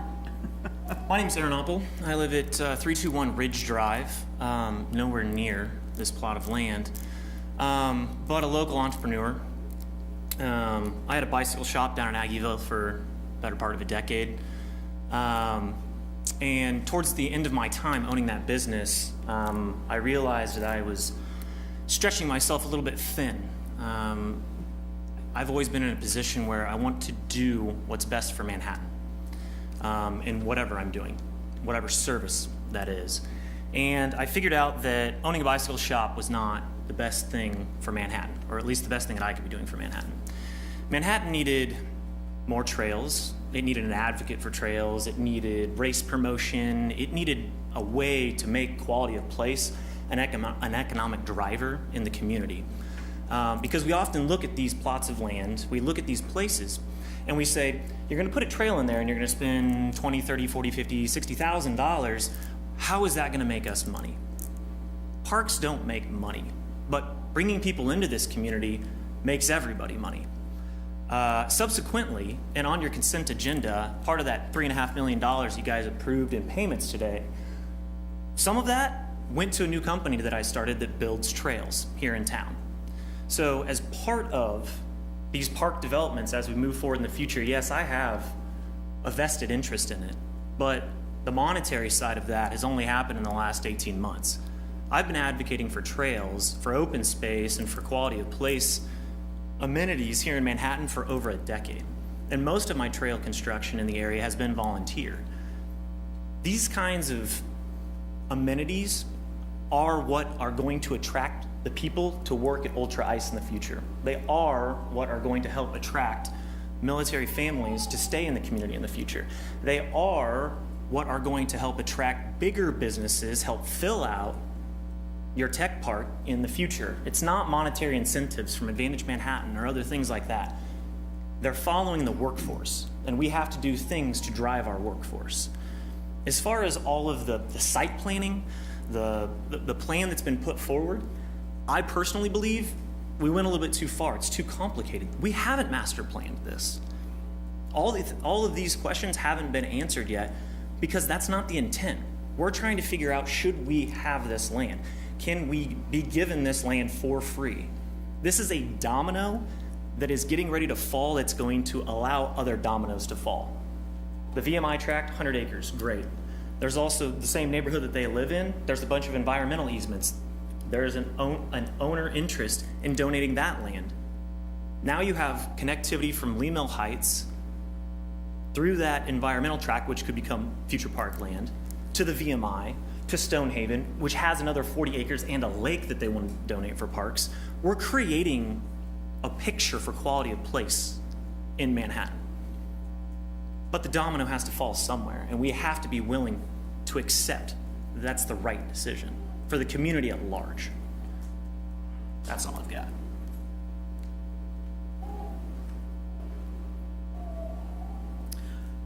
Are there others that wish to speak? Please come forward. Okay. At this point, I will close the public hearing and the commission, and I assume you have questions by now, or we want to go through and answer some of the, try to answer. Not really questions, just some general comments. So first and foremost, when we first discussed this on the commission, it was very late at night, and I remember the next day I received a lot of emails, and I voted no, by the way. I received a lot of emails that I voted no because I was tired and I didn't know what I was doing, and I just want to go ahead and put that to rest. Right now I was tired, and if I wasn't tired, excuse me, and if I would have got the same presentation tonight that I would have the first time we heard this, I would for sure be a no vote again, because the first time we heard this, there was no answers about access to this area. It was kind of up in the air where access was going to go. Some of those things have been addressed tonight. The second big concern that I had, and some of the other commissioners may push back on this, but in all fairness, I didn't pull the idea of the Big 12 cross-country meet out of my head. That was the thing that had been proposed. The BMX track had been an item that had been proposed. This wasn't originally presented as just an open space for pedestrian access. And that was a concern for me. We didn't have a plan for access, but we were proposing to put all of these big things in this area. And if I were a homeowner in that neighborhood, I'd feel the exact same way. So those were really, really big reasons why I voted no. And I'm glad in this presentation we made it very clear that we want this to be open space that has pedestrian access only. The second reason why I voted no the first time is because there was no estimations on cost of maintenance, how much it would cost for us to tear down those buildings. And I will argue time and time again, while I agree quality of life is an imperative for us and something that we have to drive, no one comes to a community and says, you know, I moved to Manhattan because they had 14 parks.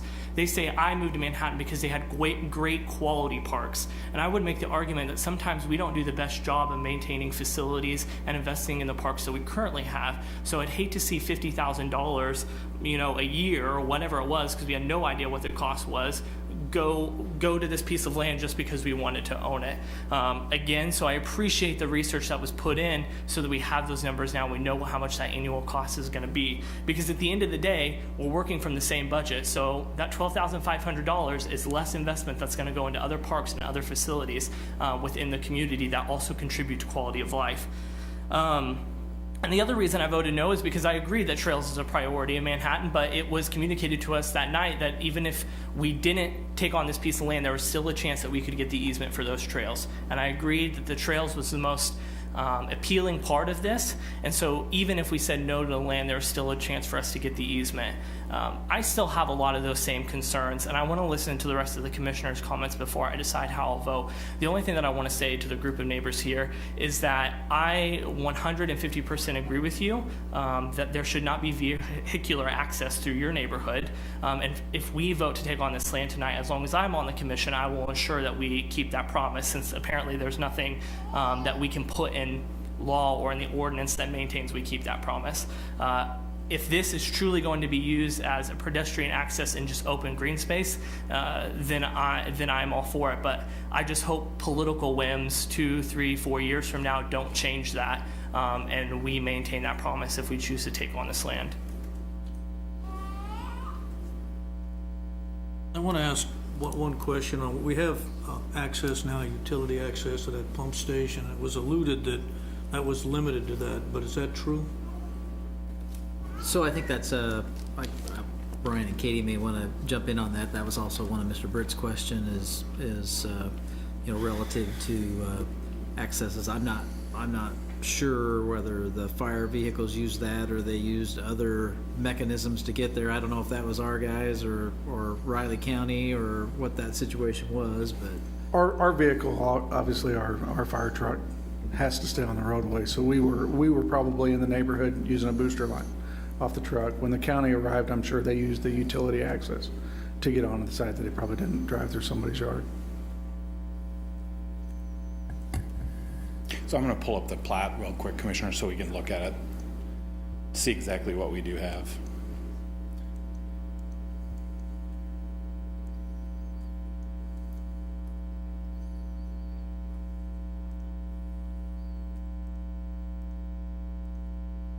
So if you humor me for just 1 second.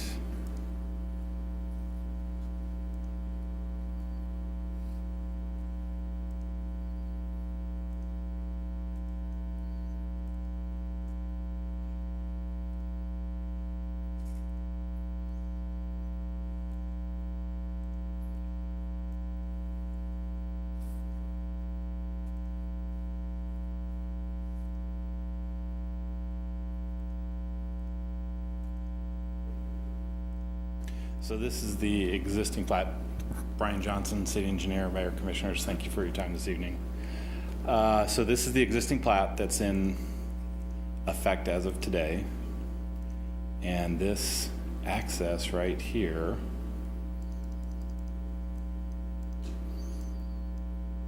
is shown on the plat as a 20-foot utility easement. Right here, 20-foot utility easement. Drainage easement over here, drainage utility easement here. I'm not an attorney. My assumption would be a utility easement can't be used for pedestrian access. If we wanted to use it for pedestrian access, we would have to engage with those two property owners. This house or this lot has a house on it. These lots all have houses on them. I believe this lot is still vacant, and is that your house? So this lot also has a house on it. So there's this 20-foot underground utility easement here that we use to access the lift station. And I'm going to pull up a quick Google map so we can take a look at the property.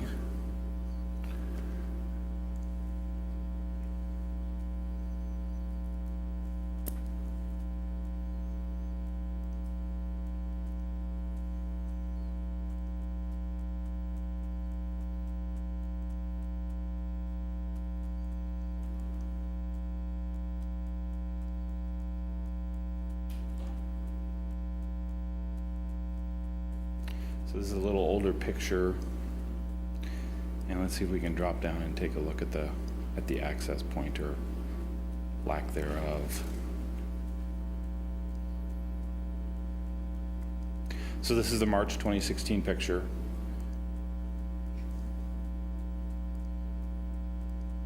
That's as far as it'll let me go.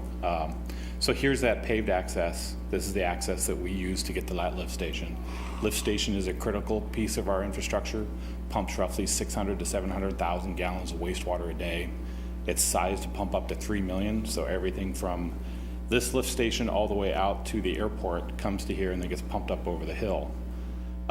Since this picture was taken, we've added some bollards here with a chain across it that says no public access, utility easement only. There may be folks walking down there and using that access. We put the bollards up and the chain up to try to keep them from doing that. We access this lift station about twice a week. We have vehicles that go in there, including dually 1-ton pickups with cranes on them to go down here and get to the pumps and to the lift station.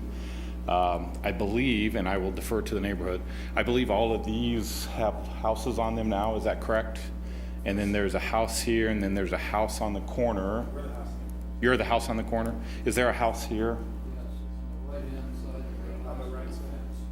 Right here? It's on here, yeah. This lot, I believe, is vacant, isn't it? Yeah, this lot is vacant. I think that there's one other lot may be vacant, but at some point in the near future, I'm sure it will have a house on it. So there'll be this short 20-foot utility easement, and that's it. That's our access to get in there. That's our access to access it. We have signed it. We've chained it. We've tried to keep as many pedestrians out of there as we can. Obviously, people are going to do what people do, and we can only try so much to keep people out of that. Be certainly happy to answer any questions about more access, but that's what our legal access is today through the plat. This 20-foot underground utility easement that goes over and accesses the VMI tract. Okay, now can you drive a lawnmower through there? I mean, 20 foot's wide enough, but my question Sure, really is. I mean, it's physically possible, you know, whether it's legally permissible, it's not necessarily there to provide access to the utility, but it's, you know, some of the similar nature for maintenance purposes. So we'd have to talk about that, you know, if you know, one of the things I think Eddie wants to visit with has visited with the neighborhood. I think there's another actual pedestrian access that can be gained in the undeveloped portion up to the north that's not developed yet. So if the neighborhood wanted to walk and use this park, they couldn't legally use that access either.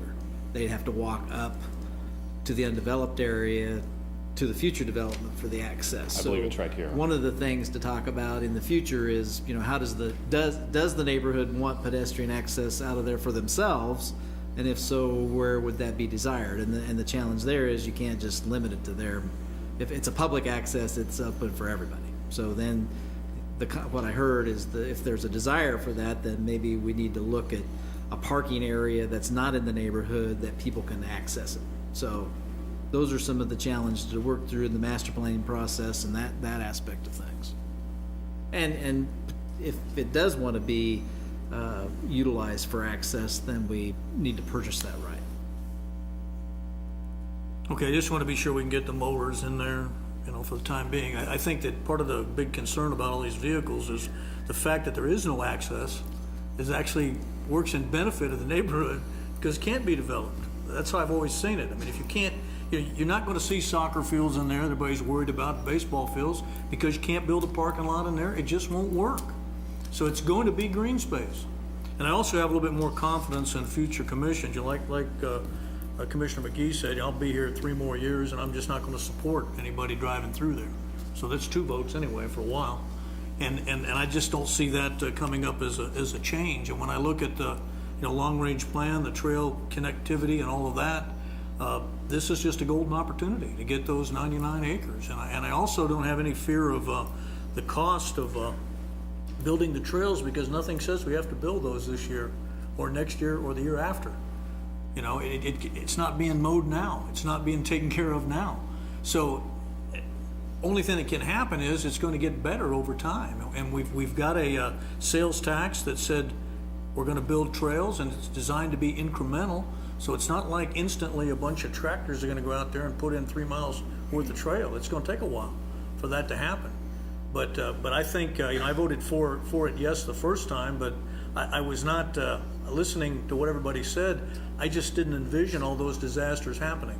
Soccer fields, baseball fields, traffic going through there, because none of that was the way my vision of what was going to use, how that was going to be used.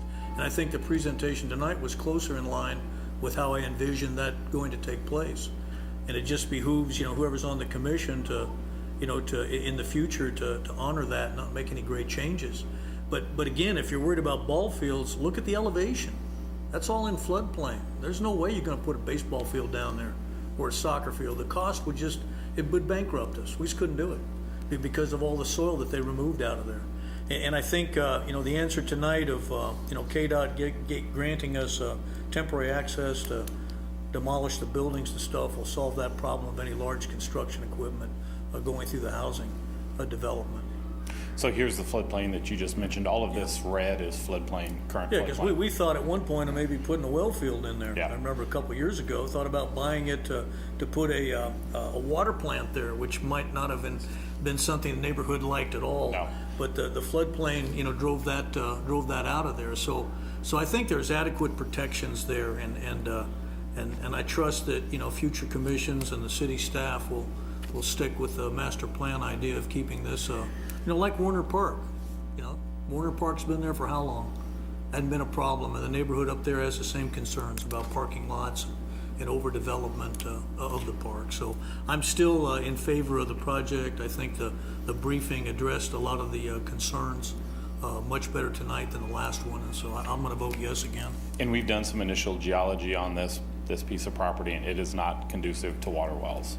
So I wanted to reiterate that from a utility We talked standpoint. about that. You did the testing, and Yes. it's no way we're ever going to put wells in there. From a so let's not utility start a rumor standpoint, on that. yes, exactly. Brian, were you there? Would you address the temporary access for KDOT for Yeah. demolition? They had a package plant, asphalt plant, and I believe there was, and I don't know if the ramp is still there, but there was access close to that point. Yeah, so the access came down through here. It was exactly as you spoke. It was a concrete and an asphalt plant. The access came down through here and then came out onto K18. That access has been removed, but we have had conversations with KDOT about getting a temporary entrance and access construction only permit. Because I don't have the property, I can't apply for that permit. But if we do move forward, it sounds like KDOT is acceptable to that with a time frame, a 60, a 90-day, whatever kind of a window we can put it in, we can do what we need to do, and then we have to remove it and remove that access. There will be a window on any sort of access off of Fort Riley Boulevard. And I guess the other answer to that is if KDOT would not allow that, we'd have to purchase a construction easement from someone. From someone at some point, yeah. To create a route to haul that material away. Yep. But they are receptive. They are receptive. All We've right. had conversations with both the district and the area engineer. They are receptive. They would see it kind of has the same way that they used it, the same kind of process that they used. They with- needed it, right. With signage, with appropriate signage and lane drops. And they made it very clear that if they would apply, or if we would apply for a permit, there'd have to be a window on that permit. We can't use it forever. A time limit. Yes. Brian, can you elaborate a little bit on KDOT's public use of this property and how our relationship with the Brits is something couldn't pursue? Sure. So this property was purchased through KDOT through the American Recovery Act grant back in 2008. As part of that grant and as part of the Recovery Act, KDOT has to dispose of this property as one piece. And so that's why we've talked with KDOT, talked to the Brits about what could this possibly be. Because there's no access to it, it creates a lot of issues with KDOT on how they can get rid of the property. They can't just go to an auction and sell it to somebody because there's no access. We've had some conversations with the Brits about using this property or access to this property. We've actually talked with the Brits when we built a water line across this property. Eddie's comments about there being existing easements across this property is spot on. We actually have 3 sewer mains that run through this property. We also have water mains. There's also Kansas gas easements across this property. So there's quite a bit of encumbrance already on this property as far as what can and can't be built across this property. I'm pulling up the utilities here quickly. Force main, sewer main here, sewer main here, sewer main here, sewer main this way, big pump station. We've got a water main that comes down, runs across here. We did buy some easements from Brits. He was very amenable to some easements across this property here for this water main that comes across this property. This is the Eureka Valley water line that goes out to the airport. It's a backup to the airport and to the tech park, increased fire flows. Project was done a couple years ago. We negotiated with Brits and we bought a small easement that runs through here. At that time, Richard and I did talk about, some potential access across here. Those conversations were very, very brief. They were very, didn't get into a lot of details because we weren't sure what was going to happen with the property at the time. We knew that KDOT still had it. At some point in the future, can those conversations happen again? Maybe they can. Right now, we just have easements across all of those properties. We don't have a right to access them. We don't have pedestrian easements. We don't have right of way.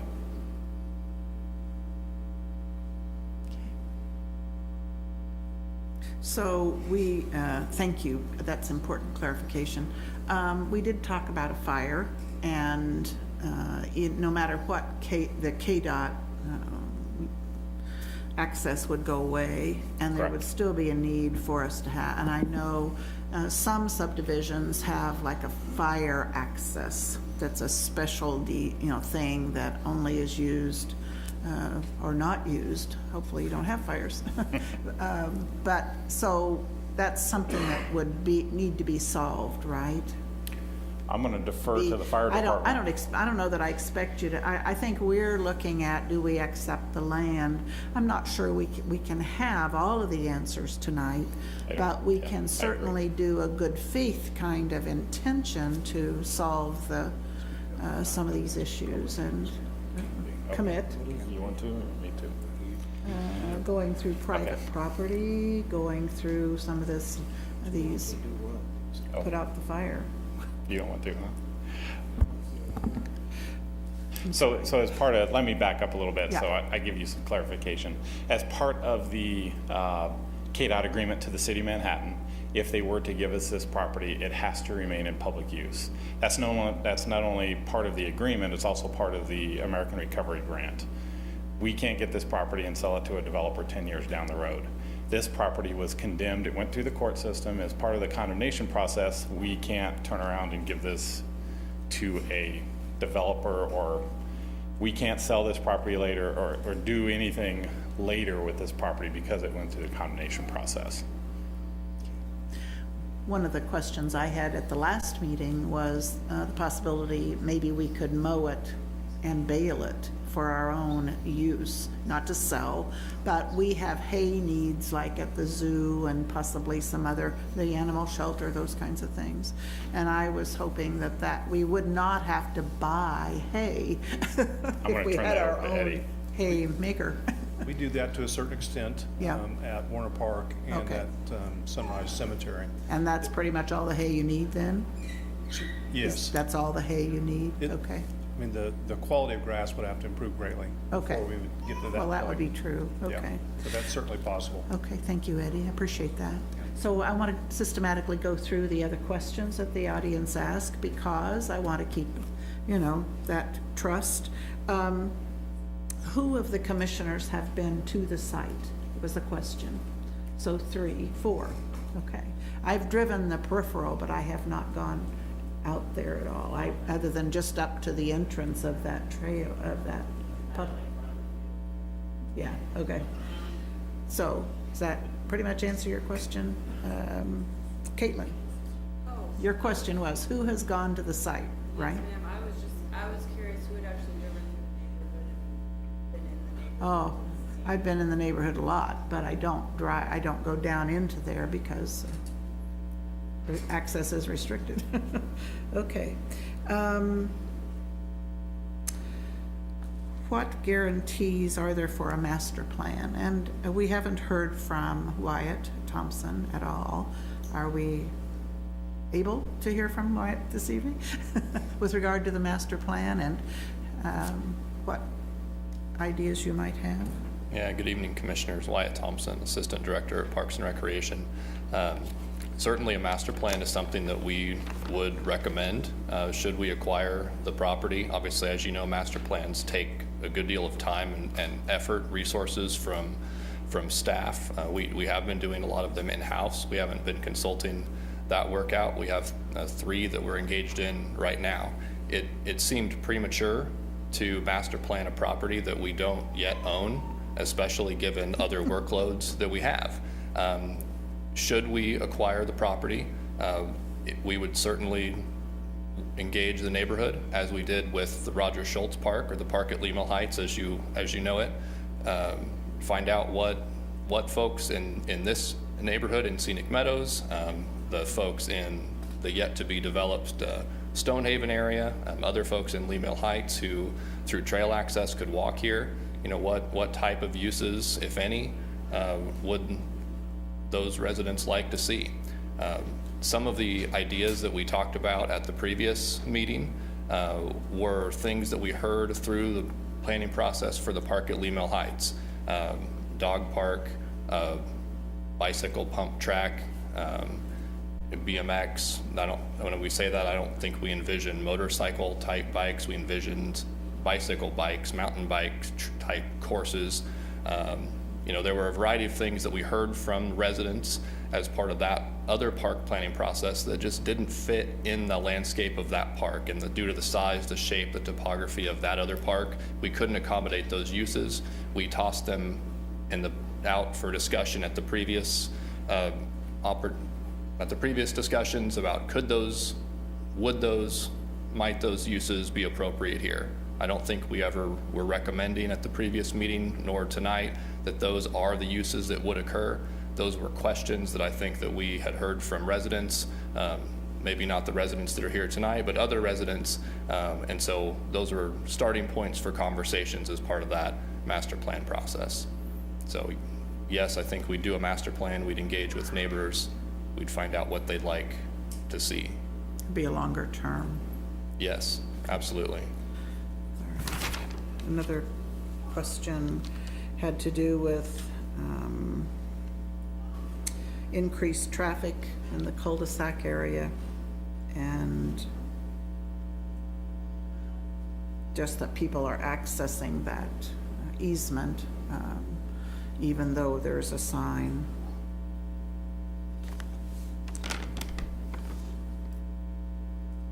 There was a question about, do the mowers could use the utility easement?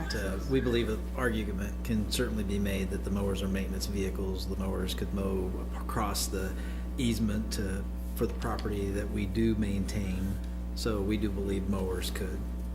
Public access, however, would be a different argument. And we don't believe we have a public easement. And so, again, that would be something that would surface during the master planning process as to where that neighborhood might want to locate that. Okay. You feel like your questions have been answered? Well, I didn't comment yet. Okay. Well, all right. So, it's not often, or it's not common practice for me to go back on a vote that I've already made. But once you're given more information, sometimes it's good to have that second chance. And this has happened in the past, at least when I was on the commission with the Peace Memorial Auditorium, as well as the Anderson Scenic Drive, when we were thinking about having 4 or 5 or 6 lanes instead of a roundabout, and we ended up with a roundabout, so that took lots of discussions. The discussion and the presentation tonight was much more thorough and complete. What happened was, I think, when the Parks and Rec Board made their decision, it was a unanimous vote, 5-0, to accept the KDOT land. And on the night that we made the decision, we had an issue before that, and when it was presented to us, I don't think it was presented as thoroughly. And then the day after, we got a lot more information. And often that's the best thing to do when you're on a city commission. When you have more information come to you, you can reevaluate your decision and make sure you did what was in the best interest of the community.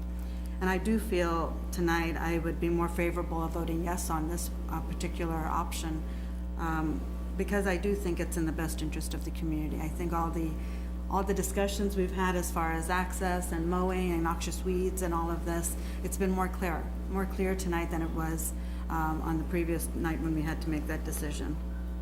I think we don't have to make any decisions on how the land's going to be used tonight. We'll have, several years to do that.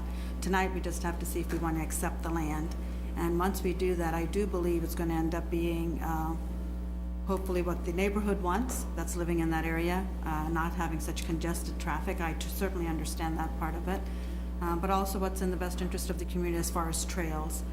There was lots of trails discussion during that time. We can't have anything where you're going to have loud, even if you don't have traffic, I wouldn't want you to be where there's loud noises from whether it's competition play and there's lots of people there and they're rooting people on. You don't want to have that kind of noise nuisance either. So I think we would try to keep all of that in our minds when we try to move forward and how to use this and make this land available for trails and for the public. But tonight I feel more comfortable with my decision, and I think it's just a better presentation about what we needed that information that night. Unfortunately, I didn't have that at that time.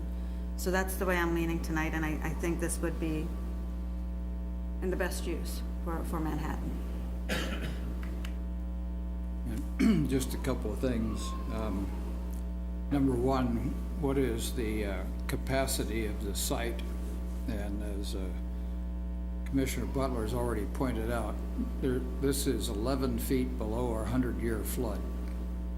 The number of truckloads of dirt to fill that up to make a soccer field or anything else viable is impossible for the city to accomplish. You don't need to put up anything else. Okay. It'll just take time, so We actually have calculated it's that. all right. Okay. I got it. From one engineer to another, I was going to share some facts and figures with you. He's ready for you. And then when we talk about access, you know, I guess the thing that guides me here is we live in a city that has to share things. And if we took the approach that nobody can come through my neighborhood to go to a park, we wouldn't have any parks. Think about City Park. What do the people on 14th Street think? What do the people on 11th Street think? How do I feel about Annenberg Park when we have ball games at night and I live right above it? How do the people over by Seco feel? How do the people feel when you drive down the highway to get to Northeast Park? So this is a shared experience. And number two is the only disruption that we're going to have is absolute minimal. When they built 2 new houses in my neighborhood, all the dump trucks and the concrete trucks and the trash dumpsters were beside the road temporarily while they were building. So to take down what's in there and get it out of there is probably about a 4-day operation. We also can't worry about where the fire trucks goes. What's the alternative? I mean, are we going to let the field burn down and then burn into your neighborhood? So, I mean, we've got to have a little common ground here, I think. And the primary use that most of us have envisioned will occur over time. The northeast side of this property is well suited for connection both to that park that's going to be above it and to the park that's going to be above it to the northwest. We walked that property and the trail connections are wonderful. They're also shaded back there on that northeast park, all under some big hardwood trees. We've also got the opportunity for some concrete slabs back in there that already exist if we just take the wood off the top. So when we think about development, we've got a long time before anything happens. We don't even have to mow the place. Nobody's mowing it now. And when I walked out there with the extension agent, we couldn't find any Johnson grass. I'm not saying it's not there, but we couldn't identify it. So I think the spraying we have to do just because we own the property and we're going to be responsible. But it's not going to be extensive spraying time after time after time. So I think in the long run, when you look at what this means to our city, this is an opportunity that we simply can't pass. 99 acres being given to the city. What other use is there? KDOT is not going to use it. They've already tried to have an auction and they can't get rid of it. So even if we only used it for the Northeast Trail, it'd be wonderful for the city. So I fully support it. I live in Northview, and I have been along for the development of the Northeast Park. As a matter of fact, I was an early supporter and submitted CIP forums year after year just to get a sidewalk there. So, but what I noticed about the Northeast Park and that the big deal for the neighborhood was to acquire the park. And we didn't care if they left it in prairie for 10 years. We just wanted them to get us a park. And we knew that over time, there would be development, some kind. And sometimes all we get is a park bench one year. It's a slow development, and that's been okay. And now we're even talking about some further amenities. But so I have said, well, I voted for to acquire it the last time, and my worry was that it would detract from the budget for the rest of the parks. But this opportunity doesn't come again, and there are 99 acres, and as a Kansas farm kid, you don't give up free land. It's just not logical to do that. So I would like to support the acquisition of this park. I'd like to support that we acquire it and lock it down, do what we need to do, even try to somehow put it on hold, do the minimum we have to do, and then give it some time while we work it into the rest of the budget and we work it into our trails and work it into our other systems. But I in no way want this park to go ahead of or detract from the other parks in our community. And those parks have been in line for improvements, some of them for years. And so it's it's the acquisition that we're really talking about here. So when I put it in that context, I am supportive. Well, on that note, I'm gonna make the motion that we accept the land donation of the VMI tract located on the north side of Highway K-18 immediately east of the Scenic Meadows subdivision for public use from the Kansas Department of Transportation, and authorize city administration to complete the land transfer. Second. There's a motion and a second. Gary? Commissioner Butler, Yes. Commissioner McKee, Yes. Mayor Morse, Yes. Commissioner Dodson, Yes. Commissioner Reddy. Yes. Motion carries 5-0. We have 2 items left on our agenda. And it's been about 2.5 hours since we started the meeting. So at this point, I'll plan to take about a 7-minute break, and we'll return.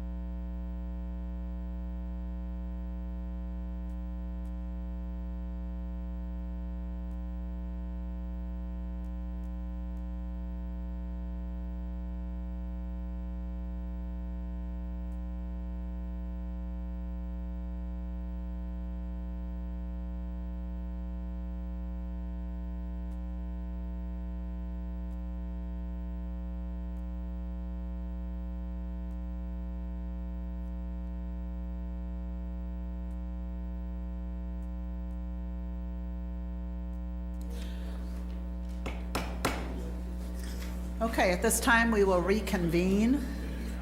The item before us on the general agenda is item D, to consider the first reading of an ordinance authorizing a franchise agreement to Cox Wireless Access LLC Communications. The presenter is Kyle Mangus, Assistant City Manager.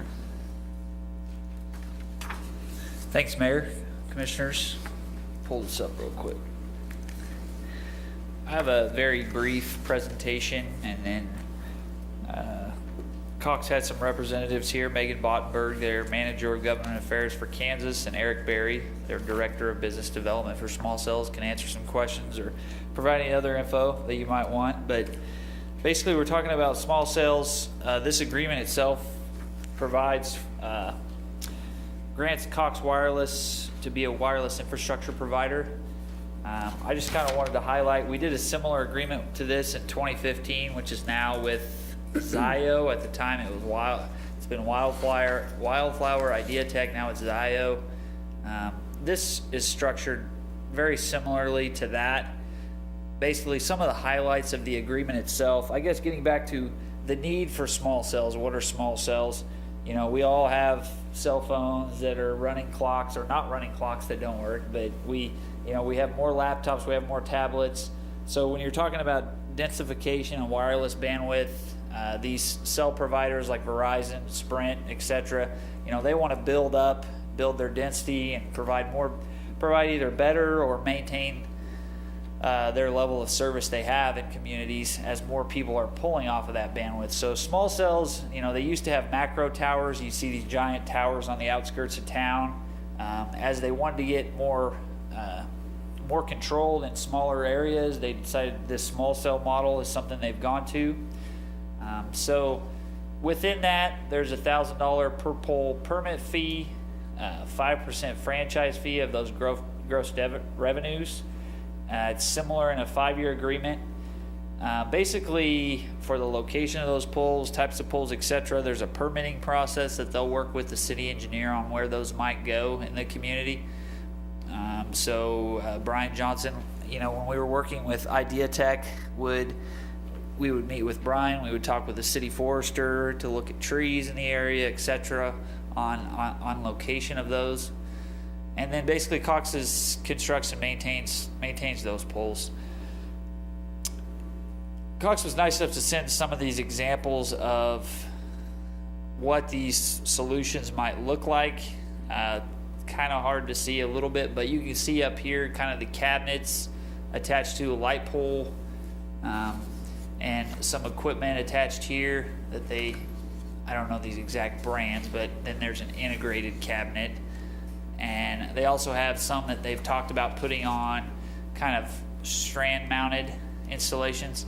Obviously we don't own, they asked us about putting on streetlight poles. Some cities own their streetlight poles, we don't. And we wouldn't allow these on our traffic signals. So majority of these that will come from them, they'll either work with another provider to look at co-location, or they'll be building their own pole on where they want to do them. As of now, Cox doesn't have exact locations, and Megan and Eric can talk to that a little bit as where these will go completely, but they'll work with the city engineer on exact locations and where they want to be located at in the community. So that's it on my presentation. I know it was very brief, so questions? Is there any sort of,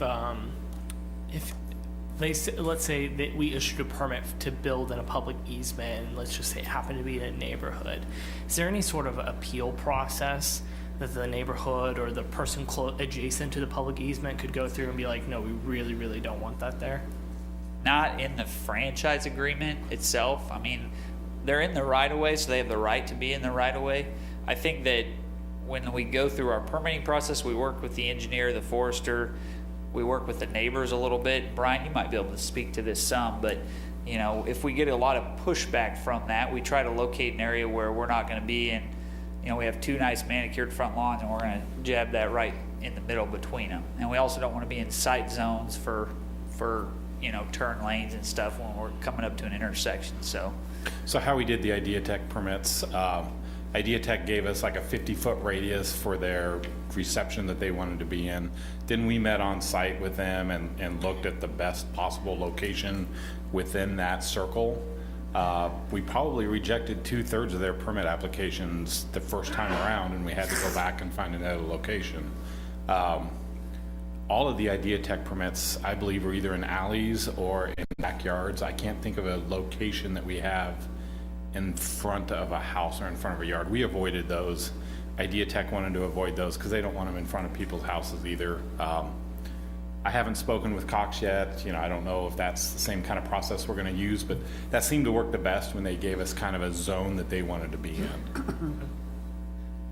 And that must have worked well, because I know, and I was here when we passed that, and I didn't get any negative feedback on that process. You know, that was a concern people had, so hopefully you'll be able to use the same process, because it obviously had good results. I think they had about 50 permits that they initially applied for. We probably rejected 30 to 35 of them right off the bat. It took us about a year to get through the process, but we finally, you know, kind of coordinated, communicated, and found spots where they all worked. I think bottom line, Commissioner, there isn't an appeals process, but I think that the provider, like Cox and like Brian said, they're not out to fight the neighbors in the neighborhood. They're going to want to work with where they locate those, and Eric and Megan can probably speak to that a little bit, but within the agreement itself, there is not. So, Kyle, I think, yeah, I'm okay with the charges and everything of that sort. I do think it's a good idea to have more broadband or more cell phone, or more coverage, more usage, so I'm glad Cox wants to do that. I don't want to see more polls, but it's good to know that we have an application process where we can deny them and pick and choose where might be the best place to have something like that. It might take a little bit more work, but I'd rather have them partner with the existing ones. If you can place it on those, that would be fantastic. I don't know what the partnership, how much more that would cost as far as a partnership for each of those, but I think that's what I would definitely recommend, so we don't have more structures just popping up everywhere, and use what you already have in there, because it doesn't seem it's that heavy. I mean, it doesn't seem like it's massive when you say small, so that's what I'm thinking. Yeah, I think that and Cox, when they came and first talked with us, they're very interested in trying to co-locate where possible. I think the problem we run into is Westar has some issue with co-location on some of their pools. It's just something, and Brian, you could speak to this as well, but they're just not interested in a lot of those co-locating on some of their equipment.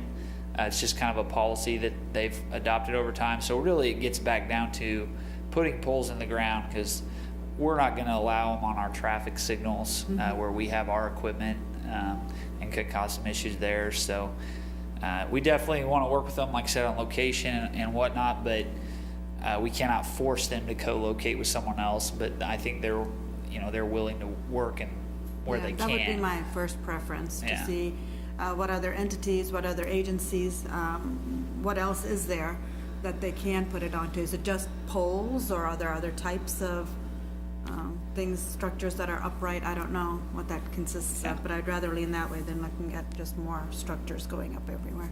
So, but I do think this is something we need to do, have more competition, have more types of tech and Cox and in Manhattan.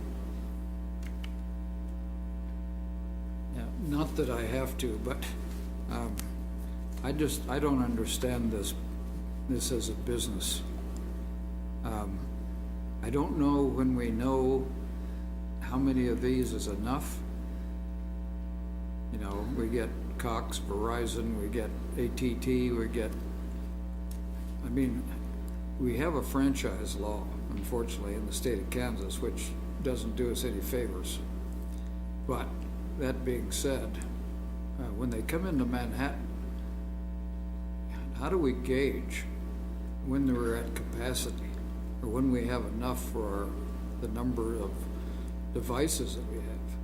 And then you had something up there that said 5%, but it doesn't say 5% of what? I didn't understand what that is. 5% of... So 5% of basically what Cox is going to put this pole up and lease to Verizon, Sprint space on that pole for their infrastructure. And Eric, you can correct me if I'm wrong, but we would be asking for 5% of what they're getting from that lease. So they're using our right of way for their pole, for that infrastructure. If they're charging a rent for that, and it's so much a month, we're asking to get 5% of that lease. So it's a new pole which they lease to the carriers. Is that right? Correct. So that's the one difference I guess I didn't highlight between when IdeaTech did their agreement, they had the option to be that provider so they could lease out their own equipment if they wanted to provide telecommunication. Cox has said they're not interested in doing that. They're just going to lease it out to these other entities. Okay. The thing that I was maybe a little confused about it, if they're getting money from others, that's one thing. But if that was somehow a fee on what we're already paying, then that'd be another one. So yeah, that sounds a little bit more palatable. All right, thanks. Yep. Thank you, Kyle. Are there questions? Okay. Does the applicant wish to speak?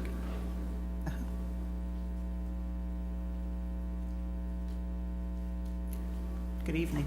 Good evening. Mayor, Commissioners. Eric Berry with Cox. To answer all of your questions in general, first let's go, when is enough enough? And Cox and how we are partnered with the majority of the cities and the communities we work with is a little bit different approach probably than maybe the industry themselves. So Cox has been asked to augment or supplement the carrier's capacity, so Verizon, Sprint, AT&T, as our infrastructure runs throughout the right-of-way, throughout the community already today. So a little bit less disturbance when we actually place a pole, because the fiber or coax that they need in order to transport their data is already in that right-of-way. So for us, it's a little exit from existing conduit to place it to that pole and then place their equipment on it. Today, where Cox is deployed in 3 different states, over 1,000 towers or co-locations, we'll just call it that, Cox has yet to build a single pole that we own personally of our own. We've always worked with utility companies. Westar has their limitations. They don't like anybody to co-locate on that. We have the strand options, again, with trying to get broadband deeper and more cost-effective and affordable. Those strand installations are actually cost-effective for the wireless carrier to bring their technology deeper into a neighborhood where there might be restrictions around visual aesthetics, pole placement, and things like that. So if there's already overhead utility lines, not in any state has Cox ever stranded new equipment between poles that we've never had there before. So the strand allows us to put the technology deeper into the neighborhood. The revenues and how things are paid is not to utilize this as Cox Communications, existing franchise that you already paid. It's actually to establish a new franchise so you can track the revenues from the co-location money.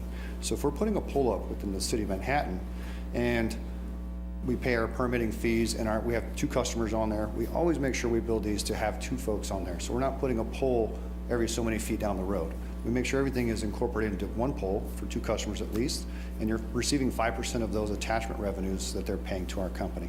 They're getting negotiated based off of project type and quantities and values, but either way, it's 5% of those attachment revenues. So it really is an additional franchise. That's why we label it as Cox Wireless Access instead of, which is also an affiliate of Cox Communications, so you can actually track those revenues. It doesn't get lumped into what's already paid annually. Last year, $450,000 in franchise for our standard business. We want to make sure that it's transparent. You can see what we're doing. The technology and how many, where they need to go, you have a very popular university here. You have Ultra that's going to be building a new facility here, expanding. Technology is needed within the community, so the carriers actually drive when, where, and how many they want. So I couldn't come to you, and I don't know that anybody could unless it was a wireless carrier specifically, like a Verizon or such, and tell you a 1-year, 2-year, 3-year, 5-year plan. If you're an infrastructure provider like Cox, like Zayo, Crown Castle, Extenet, you name it, there's about 6 or 7 generally in the industry that operate nationwide. They couldn't tell you what those numbers would look like 3 to 5 years, because at the end of the day, we all support the same exact customers. We support Verizon Wireless, Sprint, T-Mobile, and AT&T. So based off of their need and their demand, they might issue me 25 sites today. I have 0 sites today, just so you know. But they might issue me 25 sites today. They might come back next year and say, hey, we need 5 more. We need 10 more in the industrial business park because now we have additional customers, additional bandwidth needs, more jobs, more things that expand within the community. So I couldn't give you a plan because I'm not the signal operator or owner. I don't map out their technology need.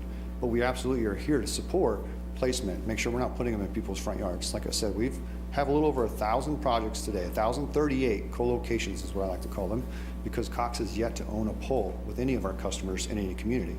We've co-located on existing streetlights, existing traffic signals as you saw, and we've also put stuff in Strand. There is opportunity for us in every single one of our agreements to place our own pole in the right of way. A little bit unique about Manhattan is Westar does not want us to utilize their streetlights, which is unfortunate because there's a lot of existing vertical infrastructure in the right of way that should be able to be utilized without having to induce new clutter or new visual blight.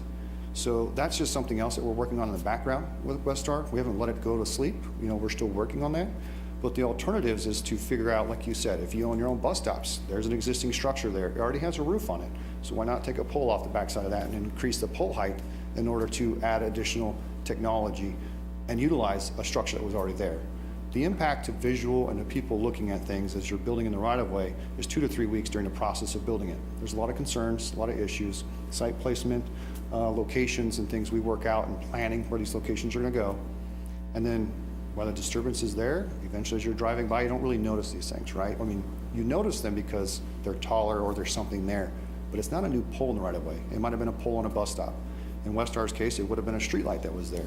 Or in traffic signals where we locate, we put those on intersections on existing poles. So the goal is not to litter the city with a lot of new poles. We have yet to do that in any community. If you reached out to anybody in Louisiana, Arizona, you name it, across the country, we have yet to put up a single pole today that we own. So. Is there any synergy or interaction between these boxes and existing fiber? So the carriers need to provide the data transport from the antennas or radios today back to their central location, right? In order to evolve or provide capacity or to move to their 5G movement. So yes, there's interaction whether it's via coax or whether it's via fiber.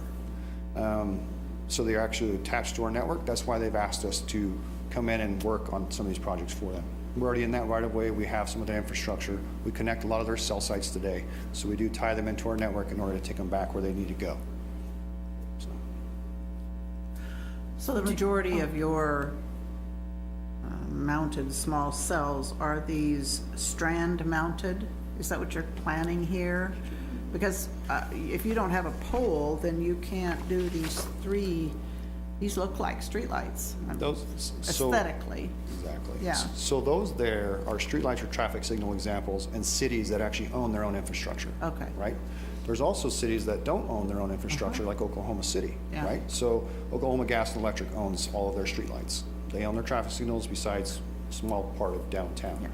So we have agreements traditionally with all the utility companies to co-locate on their streetlights or to utilize their existing power and utility poles. And beyond that, it sounds like in Manhattan, just like Zayo has done, they have to put up their own poles. So for us here in your community, if we can't put something in strand, is why I call it a strand mount, because it is hanging in the air across existing horizontal lines. And there is a plan that if you have an undergrounding or a beautification project that takes those utilities underground, we need to relocate those customers. We understand that. We face that in Virginia quite a bit with Dominion. We face that in Arizona with different customers or utility providers. So we would have to put up a pole. Yeah. Our goal would be today is to go place a pole when we have a request in your community that makes sense in that neighborhood based off a setback or lot line. It is in the right of way, but is it in the alley versus in the front of somebody's house, right? Or do we utilize and put them in the strand location so that we don't have to put another pole up? I'm just trying to figure out what it is you plan for this community. I don't have any orders from the There's no customer, but plan. based off of the need or how the technology fits and what makes sense in working with the planning development department, right? Because you They can't might tell me I use- can't put a pole here. Can't put it on the electrical poles because of Westar. You can't put it on our traffic signals. So, I can't put equipment on Westar's streetlights. No, I can't. But I absolutely can put equipment on their utility poles or between their utility poles under the rights and agreements that I already have as a communications provider in a joint use space. For the last 2 years, we've been, we've had a lot of activity with cable, burying cable underground, and Zias, is that how you pronounce it? Zayo. And the big gray boxes that they have, so they're not the most pleasing. So today, the infrastructure you see within the community from Cox, that you see today, those Yeah. exact dog houses and cable plants that you use in the right of way. Yeah. If we have any equipment that's not on a pole, like you had seen on those poles there, Yeah. and actually in a correction to this display here, the equipment is actually on the pole and separated radios. This equipment down here actually belongs to the city of Las Vegas. This is a traffic signaling box. It's kind of ugly, obviously, and big, right? This same equipment you see split here is actually all in this exact same equipment in this one size box. So traditionally, all of our equipment sits on the pole. If we have to put anything on the ground, it is what you see back here in the base of this. This is a standard doghouse. Pole. At the bottom of this pole, there's a standard doghouse that we use in our cable term. It's called a doghouse. It's 18 inches wide, and it's 24 to 32 inches long, and it's already one of where we actually do cable splicing and reconnection of cable. So if we have any ground-mounted equipment, it's in an enclosure that's that high as 30 inches at grade. It's So like the 30 inches. Southwestern Bell boxes then. Yeah, I think some of what you're talking about, Mayor, is Zio and what they did. They had some ground boxes mounted stuff, and they had some pole mounted. But we've also had some fiber providers, Kansas Fiber, WTC, that's been running fiber throughout Right. the community that has their. So it's been a little bit of both. And Zio, you know, they had to bore fiber throughout. I guess that would be one advantage Cox does, as he mentioned. Cox has their infrastructure already in the right of way. I think that's one of the benefits they would have over some of the others. So I just wondered what we're gonna see here. Okay. Sorry, just to understand fully the community benefit, infrastructure like this not only helps expand access, but when providers like T-Mobile, Sprint, Verizon talk about 5G, is this essentially the infrastructure they would need to make that happen? It's their base footprint in order for 5G to happen. So 5G is not defined. It's not determined what it's really going to be and how it's going to look and what it's going to operate today, right? Yeah. But the equipment that there's out there today, and this equipment is a 4G, their current technology, and then it is also the densification needed for 5G to happen. Got it, So okay. as 5G comes into play next year and into 2020, 2021, commercially available, these poles play into their 5G network. That's what we deploy this for, is to support their network. Cox, again, is not the operator, but we absolutely are people that place it in the right of way, support the infrastructure, take care of the maintenance, the permitting, the control, the liability to the city on the installations that we lease or sublease, if you will, locations. And then, yes, it is the platform for them to get to 5G. It's the densification they need to make that happen. Yeah, I just think that's an important thing for us to notate, that this isn't just about the franchise fee revenue, right? Like, this is about us building out the infrastructure to make sure that we can provide those technologies when companies are willing to offer them in the future. So thank you for clarifying that. Thank you. I appreciate that approach, because it's definitely about getting the technology out there, companies that want to be tied into that, students, families that are tied into using the next evolution or making your community visible to, we are a tech city, right? And we encourage businesses that want to come and take advantage of a tech city. That's what it's for. So I have a question for you. I think one of our goals was to look at bandwidth, broadband around our community, and there we have certain dead spots in our community. Even if you have data, for example, on CNET, you can't access much. So the reason I bring that up is, do you identify where those areas are and try to seek those out so you can have, you can put something there for more access? I think households have more than 5 or 6 gadgets in their homes. That's for one individual, and they have so many gadgets that's kind of the way we have to go. And I don't want anywhere in our city to have dead spots when families or children or millennials or whoever is moving in. We kind of need to look at that. And I don't know if the other companies do that consciously where they put their towers, but is that part of what you do? It is not, unfortunately. So the difference between Cox core business, Cox Communications, providing cable, internet, fiber, things to your home, business, residence, whatever you need, to your pump houses and things, that's that standard business. That's how you extend that connection to the internet or Wi-Fi through your home. Cox Wireless Access enabling pole attachment 4G or 5G for the carrier is still very much in control of how their network's going to fill in those dead zones based off your topology here, and also based off the trees and the foliage that you have, contours, roads. You're going to have some type of drop zone. The carriers are still responsible to provide that densification or that white space coverage that you're asking, or you're talking about, the dead zones. So as they're asking us to fill in for densification, it's because they have existing sites that are capacity depleted. As you're trying to fix a hole in the network, that would be something that still Verizon, AT&T, or T-Mobile still needs to address directly with their own network. Since Cox is not the provider of that particular service, we don't provide wireless services. We couldn't fix that in this deployment. The only thing we can do is augment and provide densification for their existing network, or if they choose to use some of that for coverage, then they could utilize some of this for coverage if that's what they felt, that this smaller unit at a lower scale, cheaper for them to deploy, would fix maybe some of those needs versus trying to build an expensive macro site that might not exist in a neighborhood either because it might not fit or conform to the plan. I think we're all on board with wanting the kind of technology here in our community that will move us forward. So thank you very much. Unless there are other questions, I'll open a public hearing. If there's anyone from the public, if you'd like to speak to this issue. Seeing no one, I will close the public hearing. Thank you very much. Did you sign in at all, or? I did not, but I can't.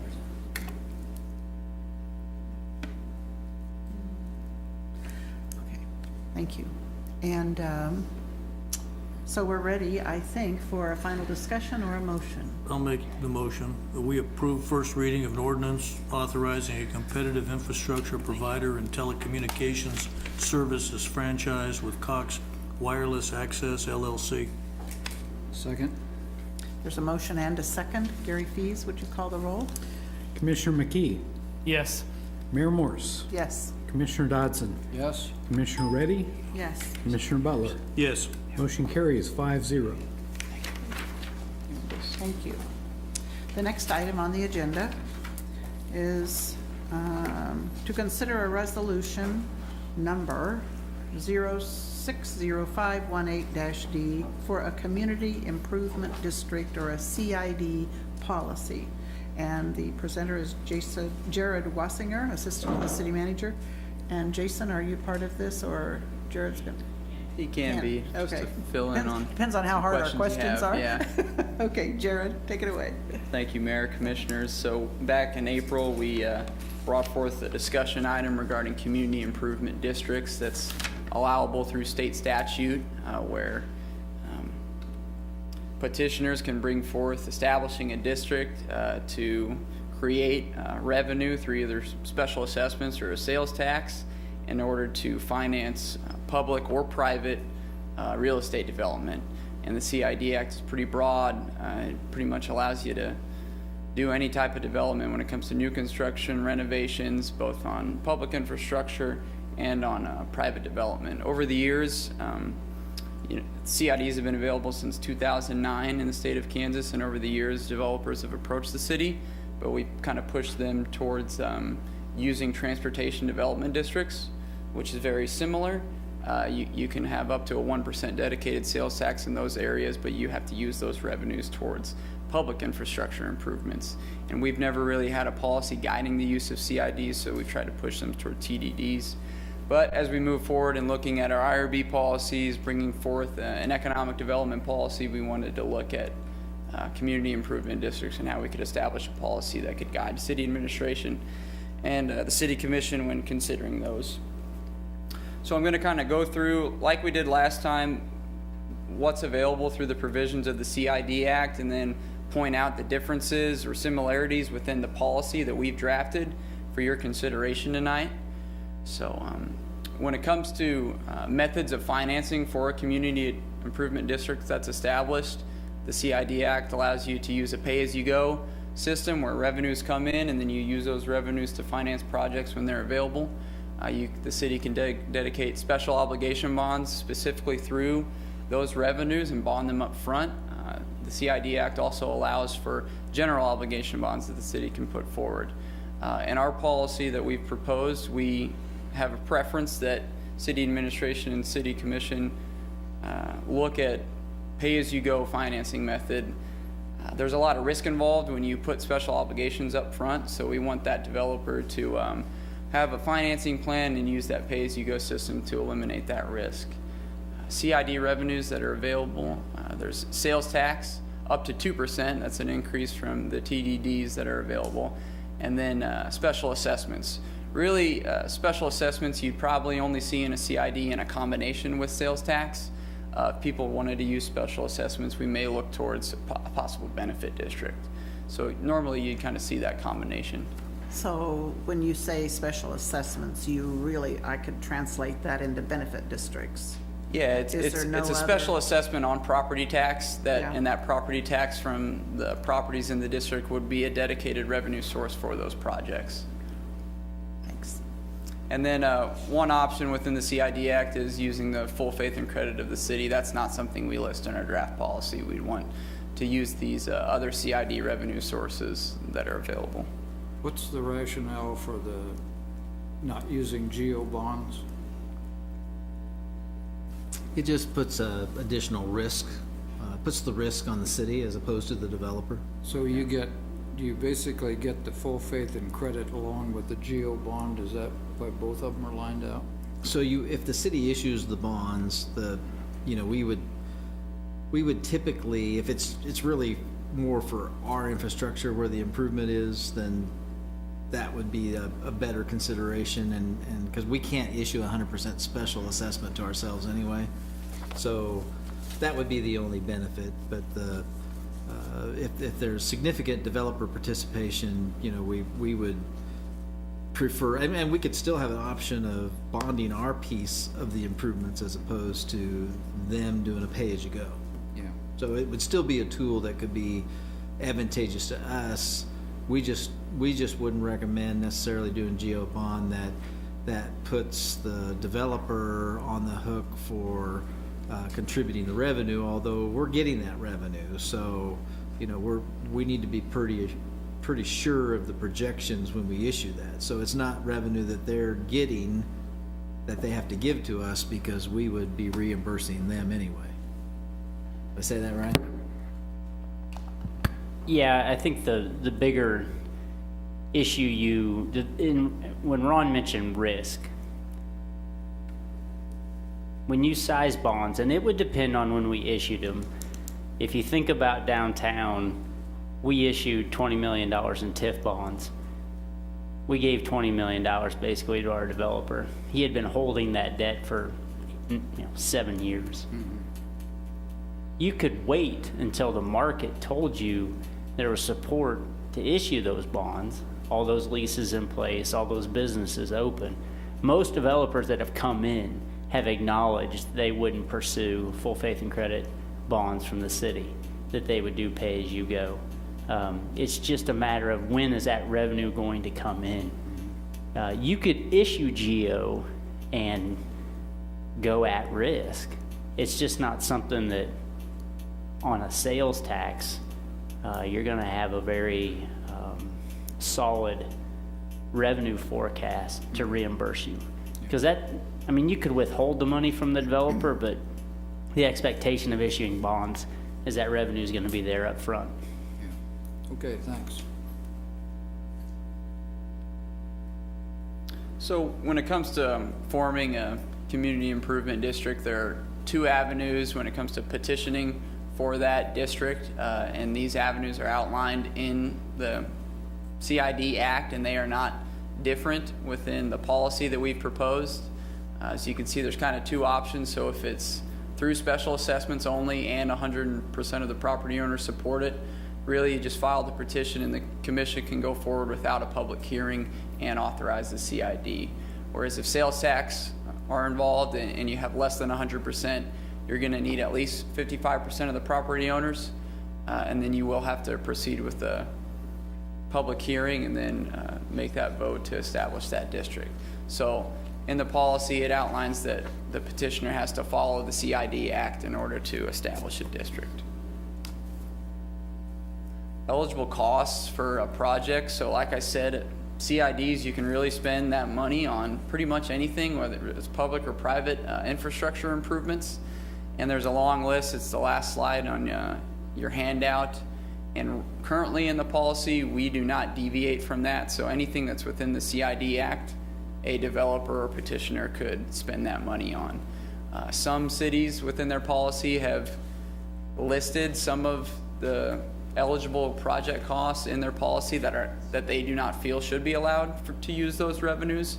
But in this case, we're allowing pretty much any of those project costs. At the time when you're considering a CID, you could look at some of those projects and determine that they shouldn't be eligible for those revenues.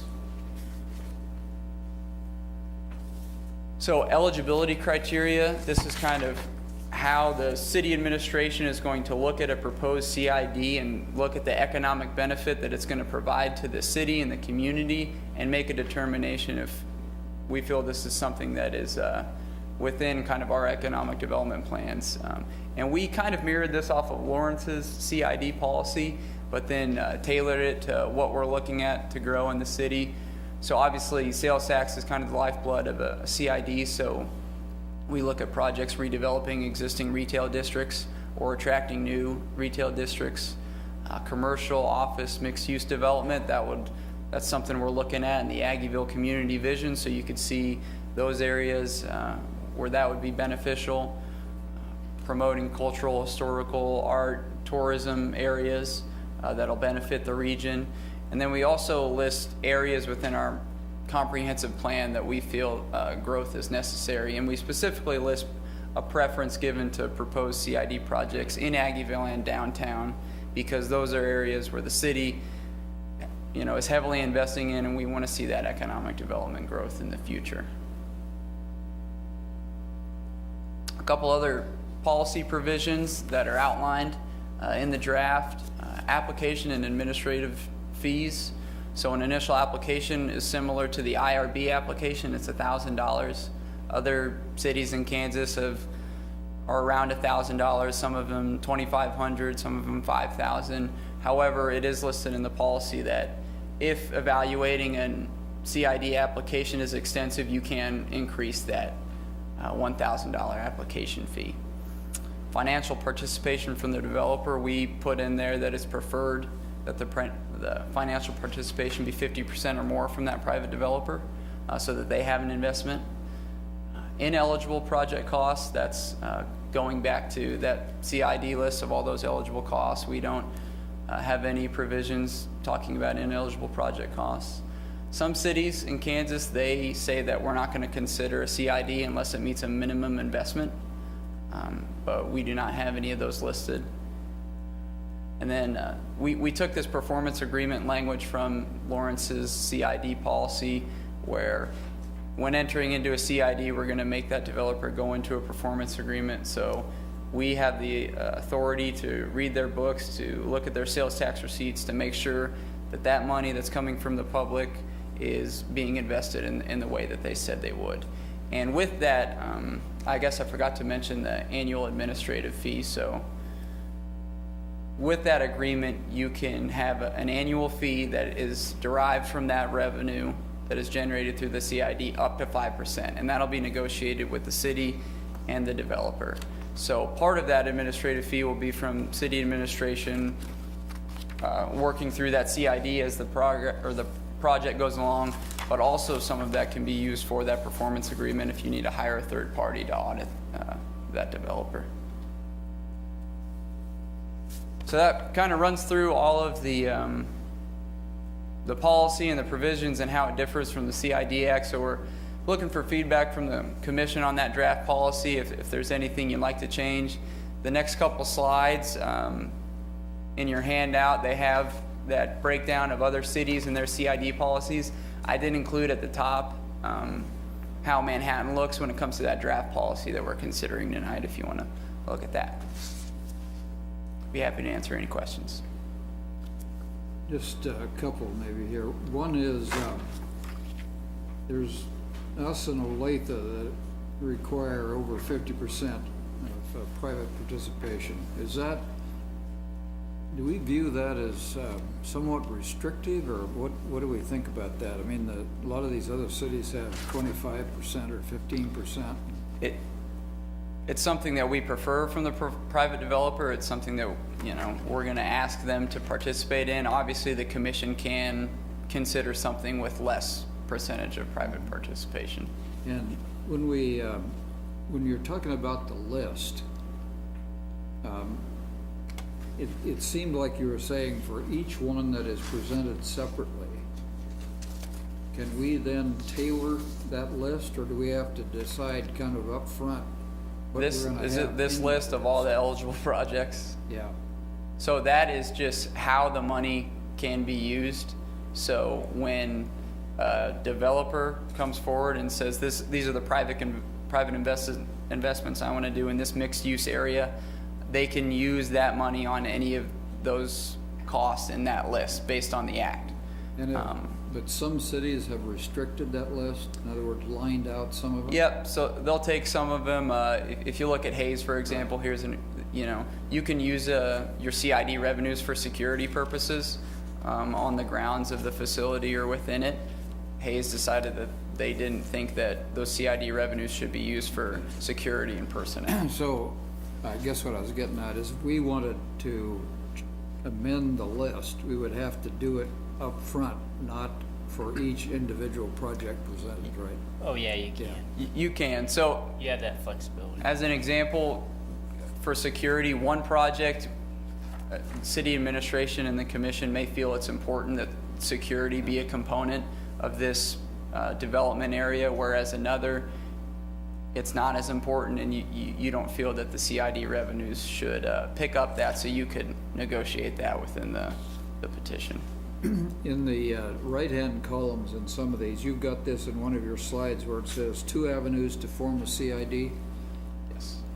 And some of the matrix in the right-hand column has the 100% of property owners, et cetera. Is this part of what we intend to have, these 2 different avenues? This is our process, in other words? When it comes to It's forming the CID, yes. Yeah, it just didn't go in the notes? Mm-hmm. Okay. So. It's not within the actual policy that you're reading. The policy says that a petition will go through the process that's required within the CID Act. Right. And that is a full list within that act about this summary that I have in front of you. Yeah, all right. I had a similar question to Commissioner Dotson about the 50%. If we're not going to do general obligation bonds, and Jason, I think you were about to maybe go further into this, what is the advantage to us not lowering that number and keeping it at 50%? So 50% of the investment, when you think about what CID can be used for, traditionally when we put sales tax or property tax incentives, they're going, property tax obviously can go back and be used for a variety of reasons through an abatement, but when you add a sales tax, our history in Manhattan about adding sales tax rates in districts has been for public improvements. Something you can point to and say, that's why we captured another ½ cent at McDonald's at 4th and Bluemont. We helped build those lanes that turn into McDonald's. With CIDs, the McDonald's owner could take that money and put it in his private building. He could build that structure. So when they approach us to put this tool in place, we want to make sure the developer is investing with us. If we're going to use this tool, we want to look to them and say, you at least have to be putting in half. Yes, we might be willing to do a sales tax increase on your property and collect that revenue for you and give it back to you, but you at least have to be investing in half of what we're talking about. And essentially, because it's half, that tax lasts a shorter amount of time. It could. It could. It depends on the rate in which they establish. Because you can go all the way down to a 0.1 a 0.2, a 0.3, a 0.4, 0.5. Okay. So you can fluctuate that and generate a certain amount of revenue. Now, it depends how much they do. Most fast food restaurants in town, they'll do about 2 million. You put a half cent in place, they're going to generate 10 grand a year. So you've got so much of revenue really to deal with here. If they do 5 million, if they do 10 million, you've got a lot more revenue to talk about. Okay. But the investment up front in the project is really the item we're talking about here. Okay, that makes sense. Thank you. I would just add, I think projects will vary significantly, you know, and some projects will have unique challenges. For example, the cost of acquisition may be much higher in one particular project than another. So what percentage makes it capable for that to be successful? Other aspects may be that, you know, the city infrastructure is fine, but the private infrastructure connecting to it is old and ancient and all needs to be replaced, you know. And so there's just, especially in redevelopment projects, each one could be unique, and I think your policy needs to be flexible, although I think it's also good to give guidance up front that this is kind of where we're at. If you're going to deviate from that, you need to have a good reason to deviate. I'd like to ask about the size of the projects. So I would envision this like even a parking garage or something. But infrastructure is not one of the items on our eligibility criteria, like it is in Salina and, pardon? Is it? It's on the back sheet. It's just not mentioned here in the box. Okay. Are you talking about the project eligibility criteria? So this more so guides the economic benefit of how we consider a project. Infrastructure is allowed within the CID Act as a project cost. Comparing the boxes from city to city. One other point I would make on the comment of 50%, there are clearly communities trying to incentivize retail.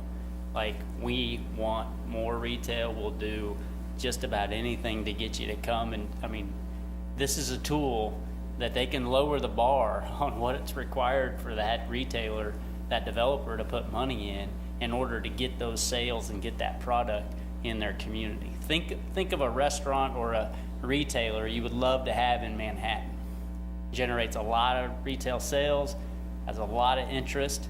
Communities will put these tools out there with lower thresholds in order to try to attract them. Ron has a longer history than I, but since I've been here and we've worked together, incentivizing retail has not been something Manhattan has had to do. We had stores opening during, or just right after a recession. We have Old Navy and Academy opening. It's just not something that we're approached with all that often. We do know of retailers that will only come here if we are willing to give them incentives. So these are the types of tools that other communities have clearly been aggressive with. There was a store on McCall Road that was a generator of needing to improve McCall Road, and they weren't willing to do a TDD because they believed their profit margin was not, of the extra sales tax being charged would affect their overall bottom line. But they would have considered a CID that provided money back to them to reduce their expenses. So it made their bottom line pan out. So the danger there is you better be ready for the next one. So, and that's you know, Kohl's has always been interested in coming here for a price, you know, but at the same time, Marshall's didn't ask for assistance, JCPenney didn't ask for assistance. So, you know, that's your political issue with this particular policy.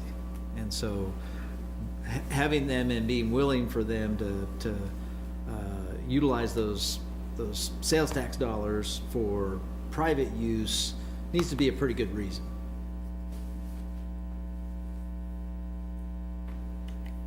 I think the plan you laid out, I'm comfortable with. especially looking at what all the other cities are doing.